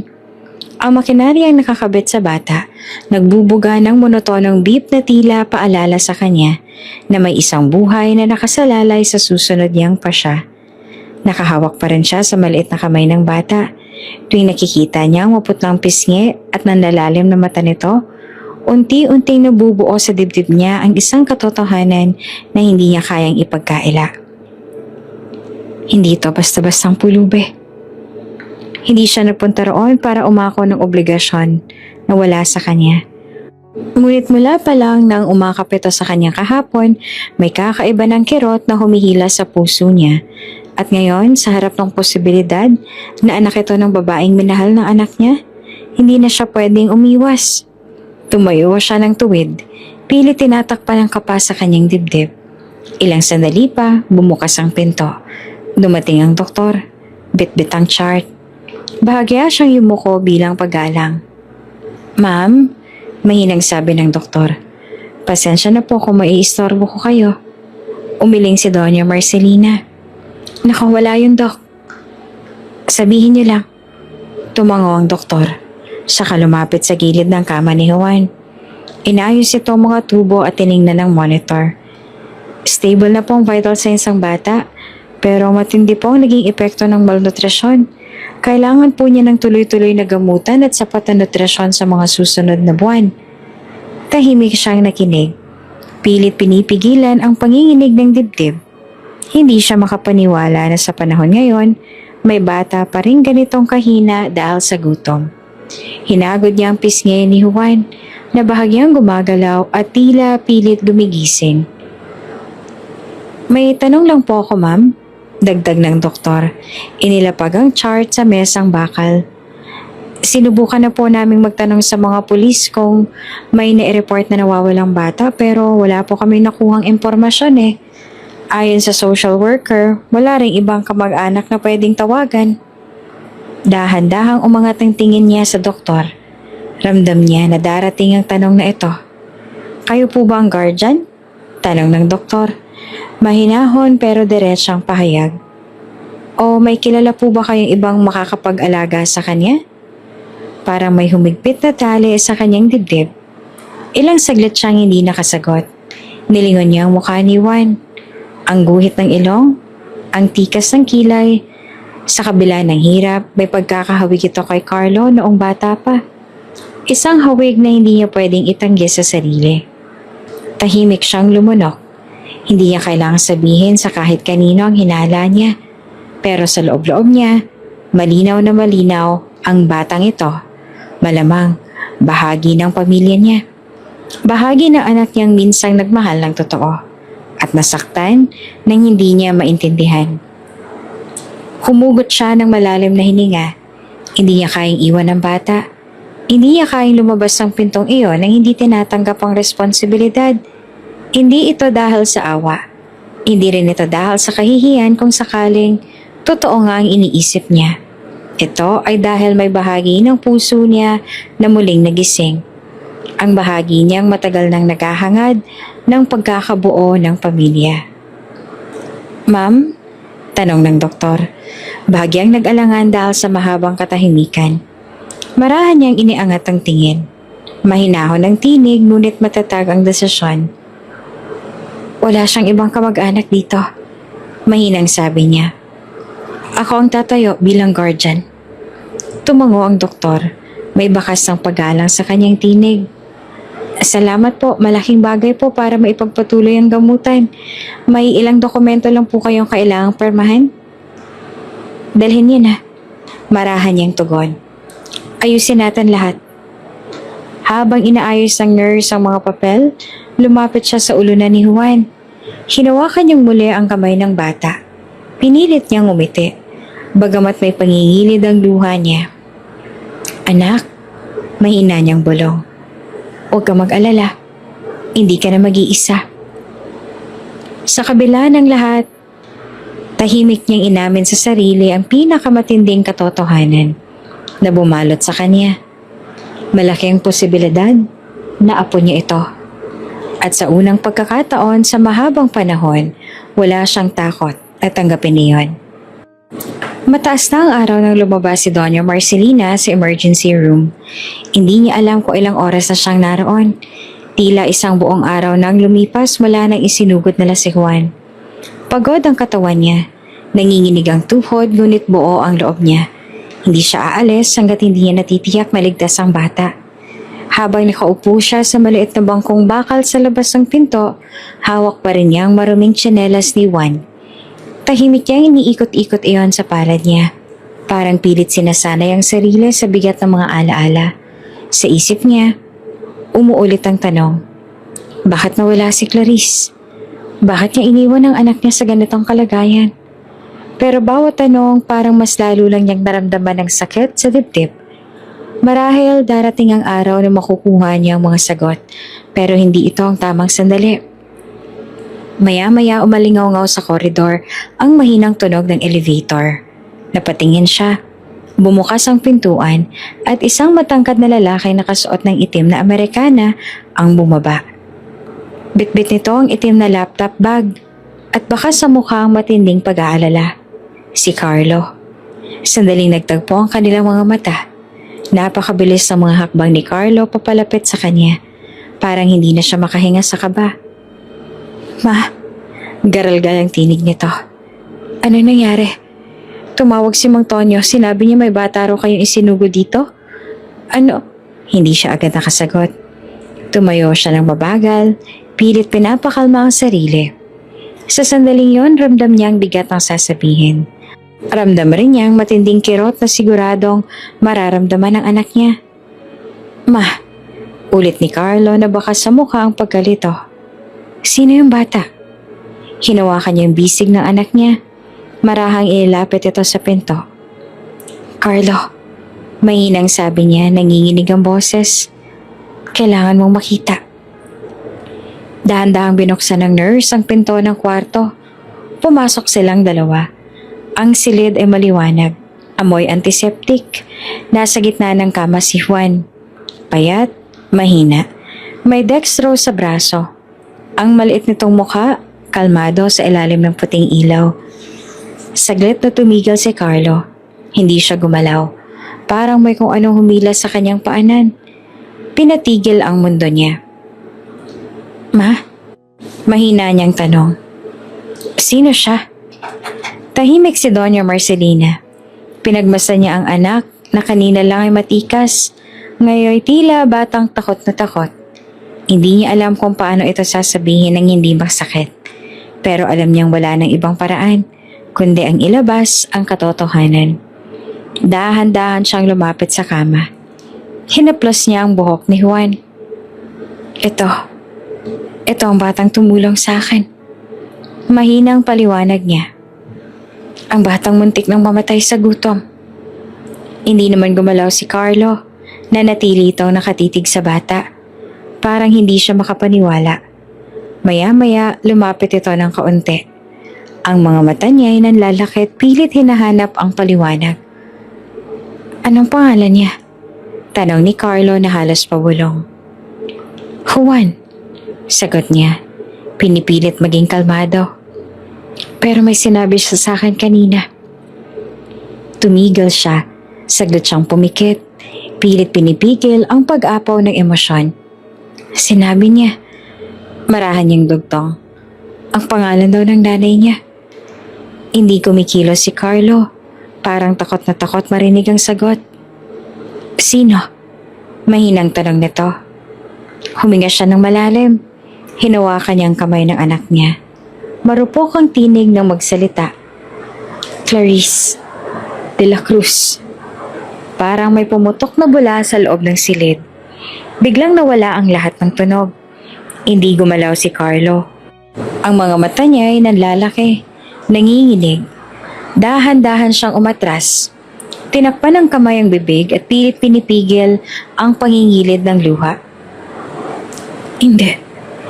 Hindi pwedeng. Tahimik lang siyang tumango. Ramdam niyang mababagsak siya pero pilit niyang itinayo ang sarili. Oo, Carlo. Sabi niya sa nanginginig na tinig. Ito ang sinabi ng bata. Lumapit si Carlo sa kama. Parang hinihila ng isang hindi maipaliwanag na pwersa. Marahan niyang hinawakan ng maliit na kamay ni Juan. Saglit niyang tinitigan ang maputlang mukha nito. Tsaka bumuntong hininga. Isang malalim, masakit, walang tunog. Anak ko? Bulong niya na halos hindi marinig. Walang sumagot. Ang tanging sagot ay mahinang paghinga lamang ng batang tila wala ng lakas. Hindi na napigilan ni Doña Marcelina ang luha. Lumapit siya sa anak niya. Marahang isinanda lang noon ito sa balikat. Mahigpit niyang niyakap si Carlo habang magkasabay silang umiyak. Sa sandaling yon, hindi na mahalaga kung bakit nagkahiwalay sina Carlo at Clarice. Hindi na mahalaga kung anong kasinungalingan ang naglalayo sa kanila. Ang mahalaga lang, narito sa harap nila ang batang dugo ng kanilang dugo at hindi na nila pababayaan. Nakahawak pa rin si Carlo sa kamay ni Juan. Pilit pinipigil ang panginginig ng kanyang mga daliri. Hindi siya makapaniwala na nasa harap niya ngayon ang batang matagal nang inagaw sa kanya ng kapalaran. Isang bahagi ng kanyang puso na parang biglang napuno ng pangungulila at pagsisisi. Anak, bulong niya, nanginginig ang tinig. Pasensya na kung wala ako. Tahimik lamang si Doña Marcelina sa tabi niya. Hindi siya nagsasalita, pero ramdam ni Carlo ang bigat ng damdamin ng ina. Ilang sandaling walang nagsalita. Ang puting ilaw ng kwarto, tila lalo lang nagpapalinaw sa bawat sugat ng kahapon. Maya-maya ay bumukas ang pinto. Pumasok ang doktor at isang nurse, bitbit ang medical chart. Mr. Antonio, sabi ng doktor at tumingin kay Carlo. Ang anak niyo po, malubha ang kalagayan niya. Kailangan po niyang mamonitor ng tuloy-tuloy. Muling kumirot ang dibdib ni Carlo. Ano hong kailangan? Diretsong tanong niya. Baka sa boses ang matinding determinasyon. Kailangan po ng nutrition therapy at series ng laboratory tests. Paliwanag pa ng doktor. Pero kung gusto po ninyong masiguradong recovery, may kilala kaming pediatric specialist na pwedeng kunin. Hindi na siya nagdalawang isip. Kunin ninyo ang pinakamagaling. Matigas yung sabi. Wala akong pakialam sa presyo. Tumango ang doktor. Sige po, kami na po makikipag-ugnayan. Habang nag-uusap ang doktor at nurse, tumingin si Carlo sa kanyang ina. Napansin niya ang bakas ng pagod at lungkot sa mukha nito. Ma, mahina niyang sabi. Kung hindi dahil sa inyo, baka wala na siya. Marahan lang siyang umiling si Doña Marcelina. Huwag mo akong pasalamatan, anak. Hindi ko rin siya nakita agad kung hindi ako nagpanggap kahapon. Saglit na natahimik si Carlo. Ano ang ibig niyo sabihin? Dahan-dahan niyang inilahad ang lahat. Ang desisyon niyang magbalat kayo bilang pulube para makita ang totoong ugali ni Amanda. Ang naging pang-iinsulto nito at ang pagtulak sa kanya palabas habang pinagtatawanan. Habang nagsasalita si Doña Marcelina, unti-unting nanilisik ang mga mata ni Carlo. Hindi siya makapaniwala. Akala niya kilala niya na si Amanda, ang babaeng pinaniniwalaan niyang may malasakit. Ma, lahat yan ginawa niya sa inyo? Tumango si Doña Marcelina. Mabigat ang loob. Hindi lang sa akin, kundi pati na rin kay Juan. Baka hindi ko kinayang pulutin ang dignidad ko sa lapag kung nakataon. Nanatiling tahimik si Carlo. Parang gusto niyang sumabog. Mahigpit ang pagkakakuyom niya sa kama. Pilit niyang iniwasang maiyak sa galit. Pati siya? Tinuro niya si Juan. Pinabayaan? Hindi lang pinabayaan. Sabi ng kanyang ina ng marahan. Pinagtabuyan din. Ilang beses daw pinalalayas kapag nagpapahinga sa harap ng butik. Ang hindi niya alam, kadugo mo pala. Hindi niya na napigil ang pag-apaw ng damdamin. Tumalikod siya. Mariing ipinikit ang mga mata. Pilit niyang kinakalma ang sarili. Pero ang bawat salitang yon, parang itak na bumabaon sa dibdib niya. Hindi ko matatanggap yan. Hindi ko matatanggap na ganyan pala siya. Lumapit si Doña Marcelina at dahan-dahan niyang ipinatong ang kamay sa balikat ni Carlo. Anak, ngayon mo palang natutuklasan ang lahat. Pero nasa iyo kung paano mo haharapin. Huminga ng malalim si Carlo. Tumalikod siya pabalik sa kama at maraming hinaplos ang noon ni Juan. Hindi ko alam kung paano. Aniya. Pero ipaglalaban ko ang batang ito. Kahit anong mangyari. Tahimik lamang si Doña Marcelina. Hindi niya na kailangan ng paliwanag. Alam niya ang buo na ang desisyon ng anak niya. Biglang tumunog ang cellphone ni Carlo. Mabilis niya itong dinukot sa bulsa. Nang makita ang pangalan ni Amanda sa screen, sumiklab ang galit sa dibdib niya. Pinanood ni Doña Marcelina kung paano siyang tumitig sa telepono. Walang balak sagutin. Hindi ko alam kung anong sasabihin ko sa kanya. Mahinang sabi ni Carlo. Hindi mo kailangang magsalita ngayon. Payo pa ni Doña Marcelina. Mas mahalaga ito. Tinuro niya si Juan. Mas mahalaga ang buhay niya. Ilang segundo hindi gumagalaw si Carlo. Sa kanya pinatay ang tawag. Mariin niyang hinawakan ang kamay ng bata. Anak, bulong niya. Mula ngayon ako nang bahala sa'yo. Hindi na kita pababayaan. Pumasok ang doktor dalang medical consent form. Sir, ito po ang papeles para mailipat na siya sa care ng pediatric specialist. Walang pag-aatubili na kinuha ni Carlo ang ballpen at mabilis na pinirmahan ng lahat. Habang pumipirma siya, tahimik na pinagmamasdan ni Doña Marcelina ang anak niya. Para siyang nakakita ng ibang Carlo. Isang Carlo na hindi lang negosyante, kundi isang ama. Pagkaalis ng doktor, muling bumaling si Carlo sa ina niya. Ma, salamat sa lahat. Kung hindi kayo pala nagpanggap kahapon, hindi ko sana siya makikita. Ngumiti naman si Doña Marcelina, kahit nangingilid ang luha. Anak, minsan talaga kailangan nating matutong magkunwari para lumabas ang totoong kulay ng tao. Niyakap siya ni Carlo, mahigpit at puno ng pasasalamat. At habang magkatabi sila nakatayo sa tabi ni Juan, sabay nilang naramdaman na sa wakas, may bahaging nabubuo sa matagal ng kulang sa kanilang pamilya. Kinabukasan, hindi pa rin tuluyang humuhupa ang bigat sa dibdib ni Carlo. Magdamag siyang hindi nakatulog. Kahit nakaupo lang siya sa tabi ng kama ni Juan, paulit-ulit na bumabalik sa isipan niya ang lahat. Ang mga taon na wala siyang alam. Ang biglang pagkawala ni Clarice at ang posibilidad na sinadya iyon para paglayuan sila. Ngunit mas malinaw kaysa ano paman ang bagong paninindigan sa puso niya. Hindi na siya papayag na mawalay muli sa anak niya. Maaga siyang umalis ng ospital. Bago siya lumabas, tinignan niya munang mahinang natutulog na si Juan. Mahigpit na pinisil ang maliit na kamay. Wala siyang ibang sinabi kundi isang pangakong inusal sa isip. Ipaglalaban kita.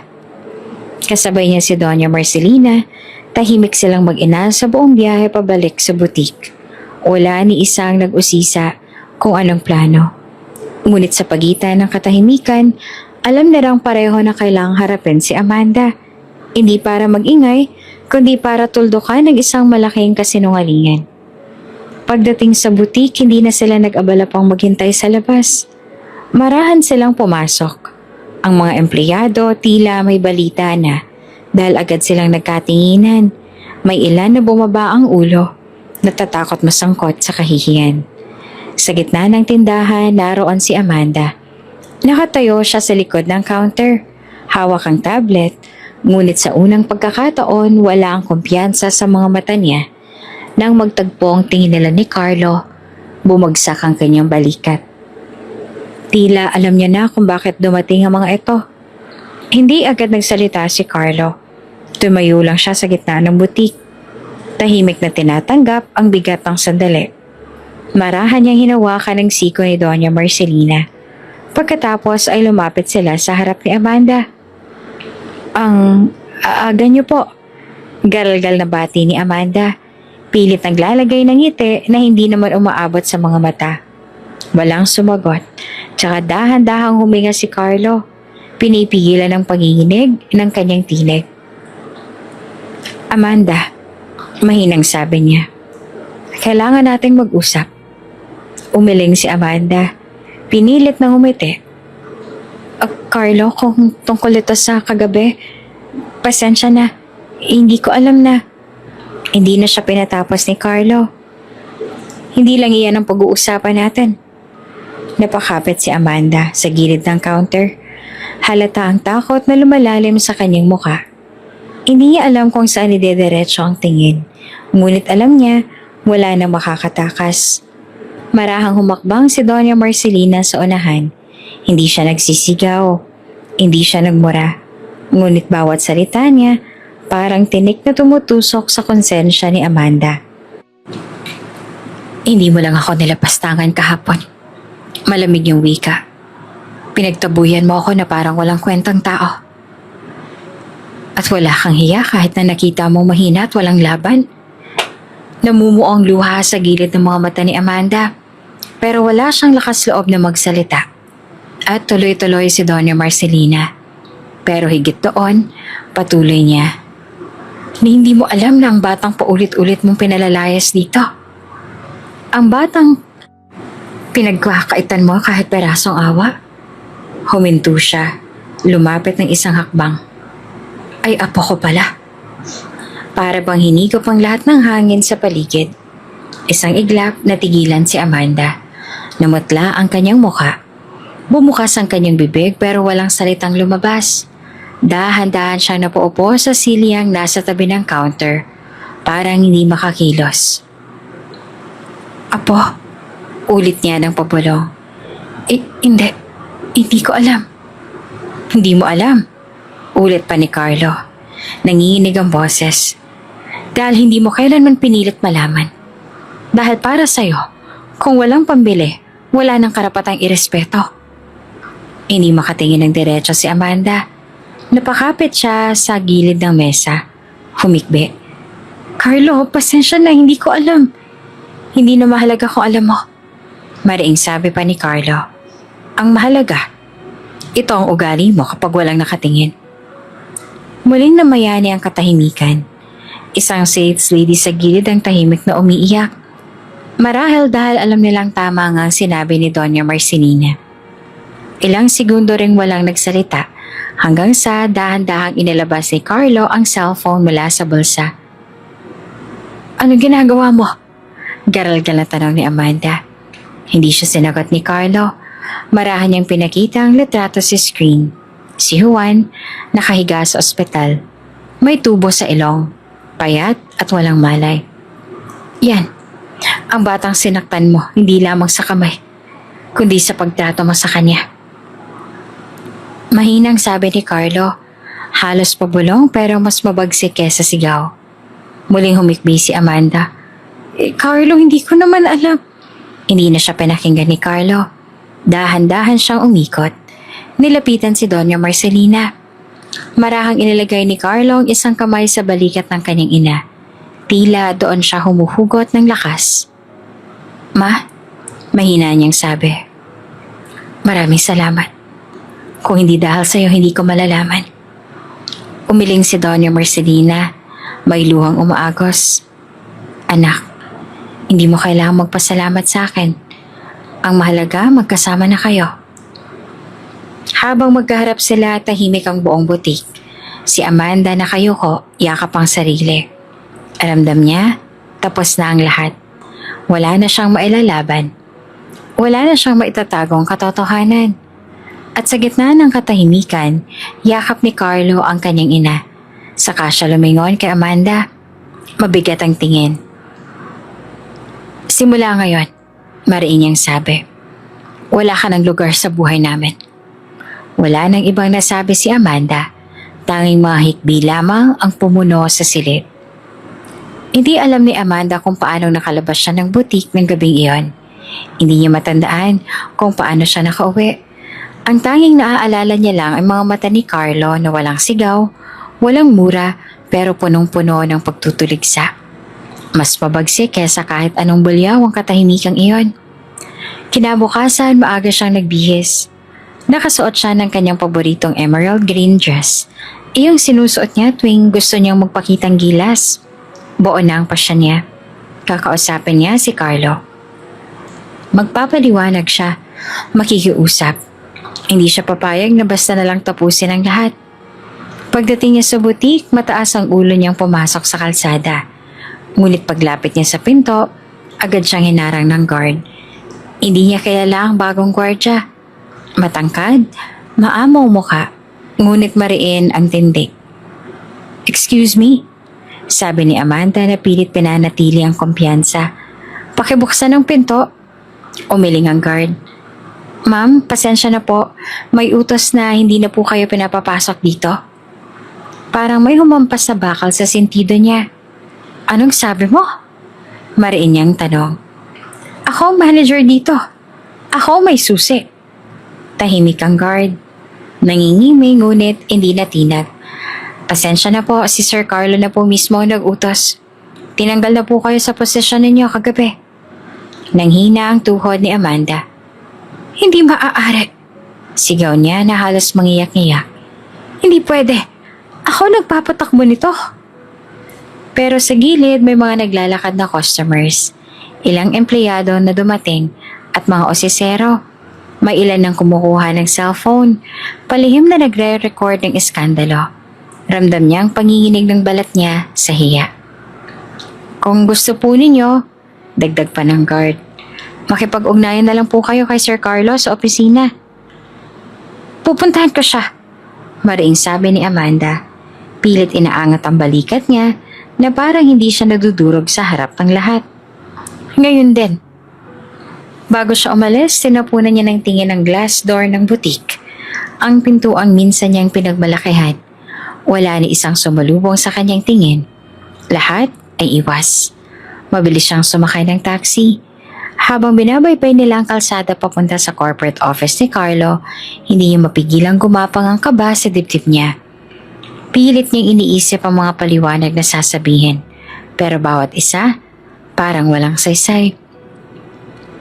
Pagdating sa gusali, umakyat siya sa main lobby. Pinilit niyang ikuble ang kanyang takot sa bawat yapag ng tahong niya. Ngunit sa reception area, sinalubong siya ng 2 guard sa seryosong nakatingin. Ako si Amanda Rivera, mariin niyang sabi. Papasukin niyo ako. Kailangan ko makausap si Carlo Antonio.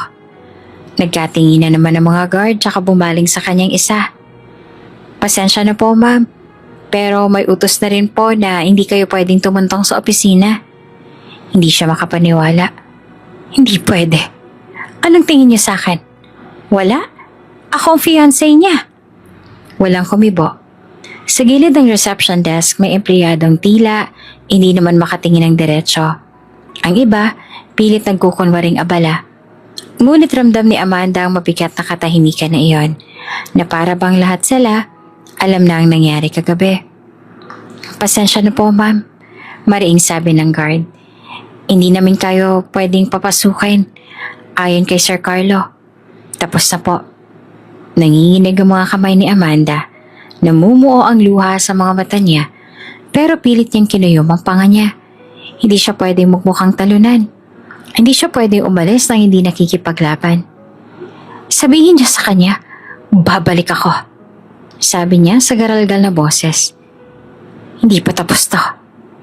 Ngunit kahit gaanong katapang ang tono niya, walang epekto iyon sa paligid. Wala man lang nagtangkang umalalay o magsabi ng kahit kaunting sempatya. Ang dating respeto at takot na ibinibigay ng mga tao sa kanya parang naglaho na parang bula. Mabigat ang mga yapag niya palabas ng gusali. Sa bawat hakbang niya, naririnig niya ang bulungan sa silid.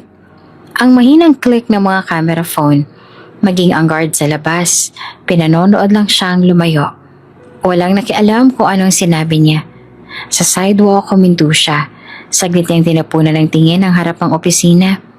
Mula sa kalsada, tanaw niya ang makintab na glass wall at engranding logo ng kumpanya ni Carlo. Ilang buwan lang ang nakalipas. Akala niya siya na ang reyna ng lahat ng ito. Ngayon, hindi na siya makalapit. Hindi niya na napigilang mapaupo sa gilid ng bangketa. Doon sa harap ng mata ng mga estranghero, tuluyan ang bumigay ang tapang niya. Humagulhol siya. Pilit tinatago ang mukha sa kanyang palad. Sa sandaling yon, wala nang natirang maskara. Wala nang kumpiyansa. Wala nang kapangyarihan. Isa na lang siyang babaeng lumampas sa limitasyon ng kanyang kayabangan at ngayon, binabayaran ng halaga ng bawat ginawa niyang pandiliit sa iba. At sa gitna ng init ng araw at ingay ng syudad, tahimik niyang inamin sa sarili na tapos na ang lahat. 2 araw matapos ipalipat si Juan sa private room ng ospital, tahimik na nakaupo si Carlo sa gilid ng kama. Wala siyang ibang naisip kundi ang mahina pa ring hininga ng bata at ang katotohanang hindi niya na kayang mawala itong muli. Tuwing naiisip niya kung ilang taon nang lumipas na hindi niya kilala ang sariling anak, parang tutusok ang dibdib niya ng matalim na karayom. Nasa ganitong pagmumuni-muni siya nang marahang bumukas ang pinto ng kwarto. Dahan-dahang sumilip si Doña Marcelina. May kasamang isang babae. May puting panyaw nakatakip sa ulo ang babae. Parang ayaw ipakita ang kabuuan ng mukha. Carlo, mahinang tawag ng kanyang ina. May dapat kang makausap. Napatingin si Carlo. Una niyang tiningnan ang kanyang ina, pero agad lumipat ang tingin niya sa babaeng nakayuko. Isang matinding kaba ang biglang sumiklab sa dibdib niya. Hindi niya alam kung bakit, pero parang kilala niya ang katawang iyon. Kahit pa nakayuko at halos natatakpan ng mukha. Dahan-dahang pumasok si Doña Marcelina, kasunod ang babae. Nang mailapit ito sa kama ni Juan, sa kanya marahang tinapik ang balikat nito. Huwag ka nang matakot, mahina niyang sabi. Panahon na para sabihin ang totoo. Marahan at mabigat ang galaw ng babae nang alisin ang panyaw na katakip sa kanyang ulo. Nang bumungad ang mukha, parang may sumabog na bomba sa dibdib ni Carlo. Clarice! Halos hindi niya marinig ang sariling tinig. Dahan-dahang tumulo ang luha mula sa mga mata ng babae. Hindi siya agad makatingin kay Carlo. Napakalapit niya sa gilid ng kama. Parang pilit kinakalma ang sarili.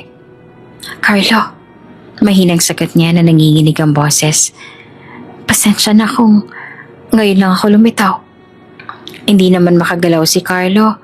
Parang may naninigas ang buong katawan niya. Ilang taon na siyang hindi nakarinig ng tinig ng ganon. Ilang gabi siyang nagtanong sa sarili kung bakit siya iniwan.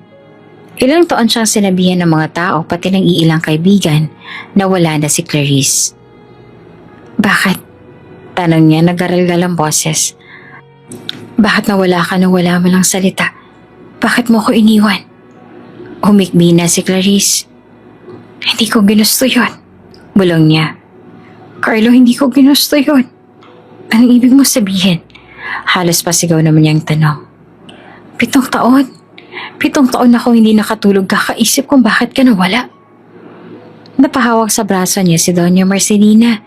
Pilit siyang pinapakalma. Ngunit hindi niya na itago ang puot, ang kirot, ang bigat ng panahong nawala sa kanila. Carlo. Muling sabi ni Clarice. May dapat kang malaman. Sige, sabihin mo.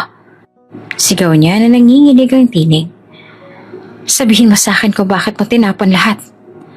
Saglit na ipinikit ni Clarice ang mga mata. Nang muling dumila, tuloy-tuloy na ang agos ng luha. Dahil sa kanya. Sabi niya na halos hindi na marinig. Kanino? Tanong niya na nanlilisik ang mga mata. Kay Amanda. Bulong niya. Si Amanda gumawa ng lahat. Tahimik naman si Doña Marcelina. Ilang saglit bago nakapagsalita si Carlo. Anong ibig mong sabihin? Pinahid ni Clarice ang luha sa pisngi. Nang malaman niyang buntis ako, pinuntahan niya ako. Sinabi niya na kapag hindi ako lumayo, ipapahiya na ako sa buong pamilya mo. Sinabi niya na hindi mo na kailanman papakasalan ng isang babae na wala namang pangalan. Na kapag ipinaglaban ka, ipapakalat niyang bayarang babae ako. Humigpit ang panga ni Carlo. Hindi totoo yan. Hindi ko alam kung anong gagawin ko. Tuloy pa ni Clarice. Nanginginig ang tinig. Nasa ospital ako ng mga anak at isang araw may dumating na abogado. Pinirmahan ko na ang papeles.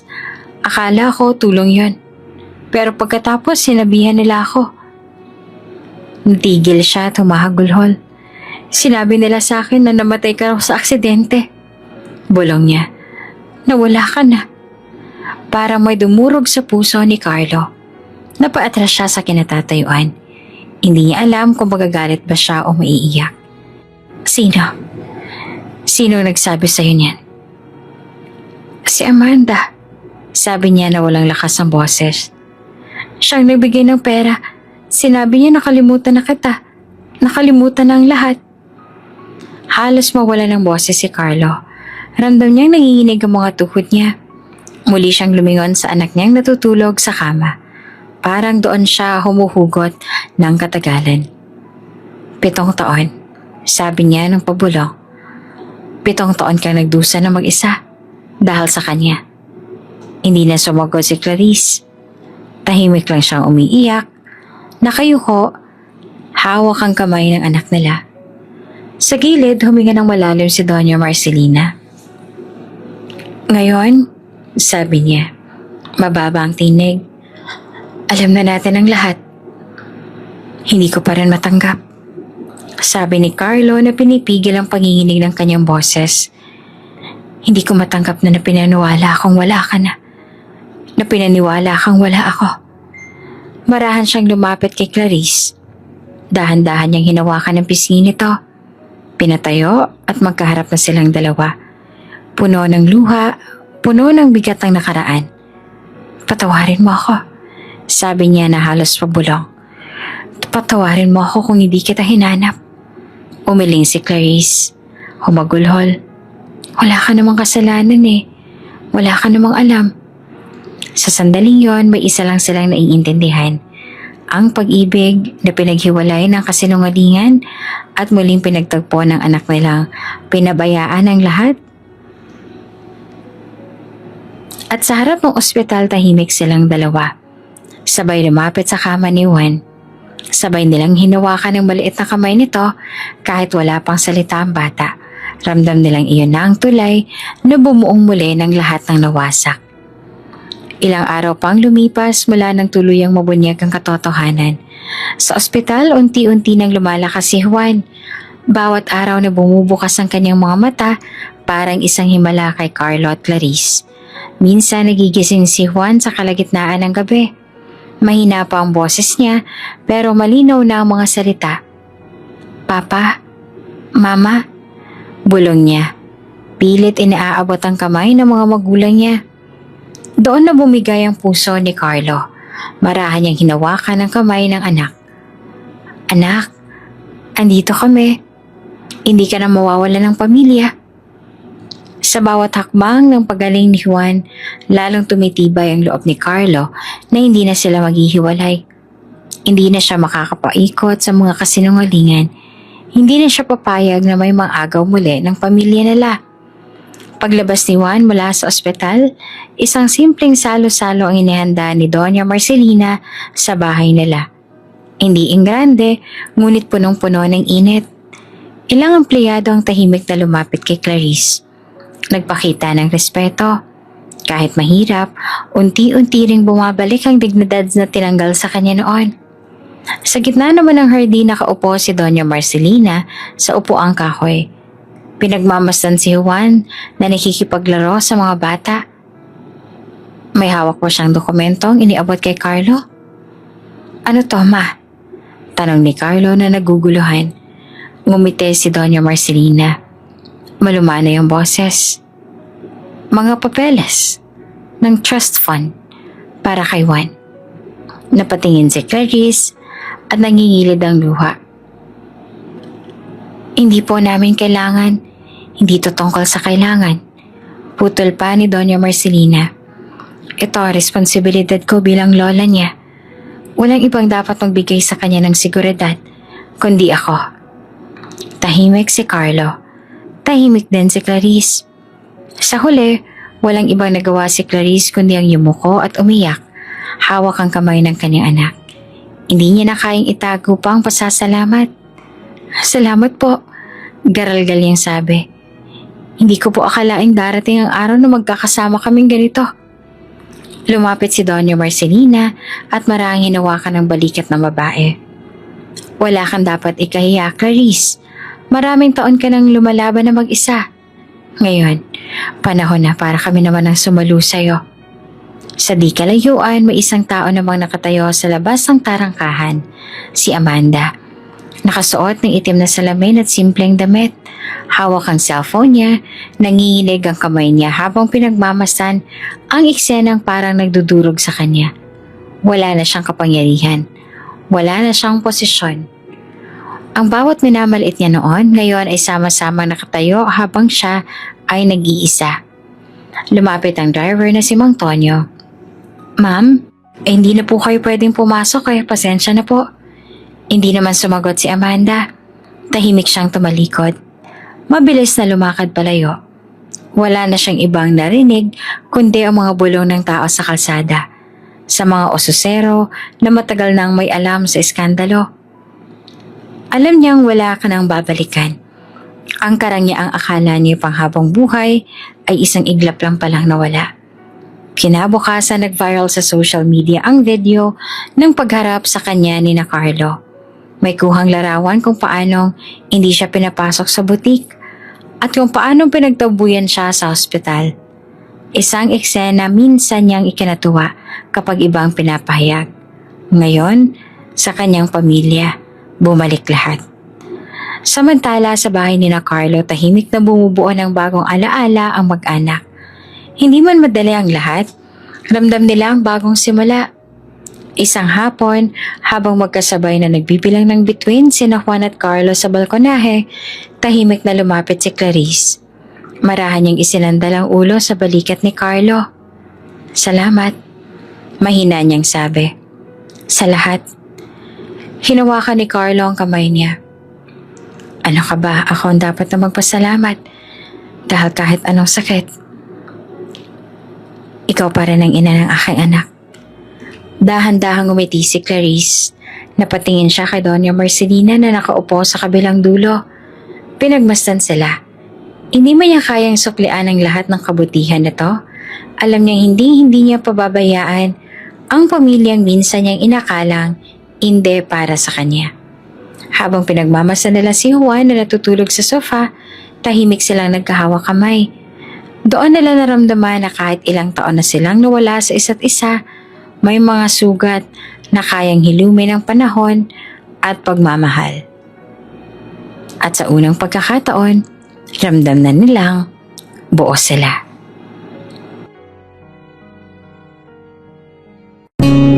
Kung bago ka pa lang sa channel na ito, mga kwento ni Ate Jane, Story Mo, Ikwento Ko, huwag kalimutang pindutin ang notification bell at subscribe button.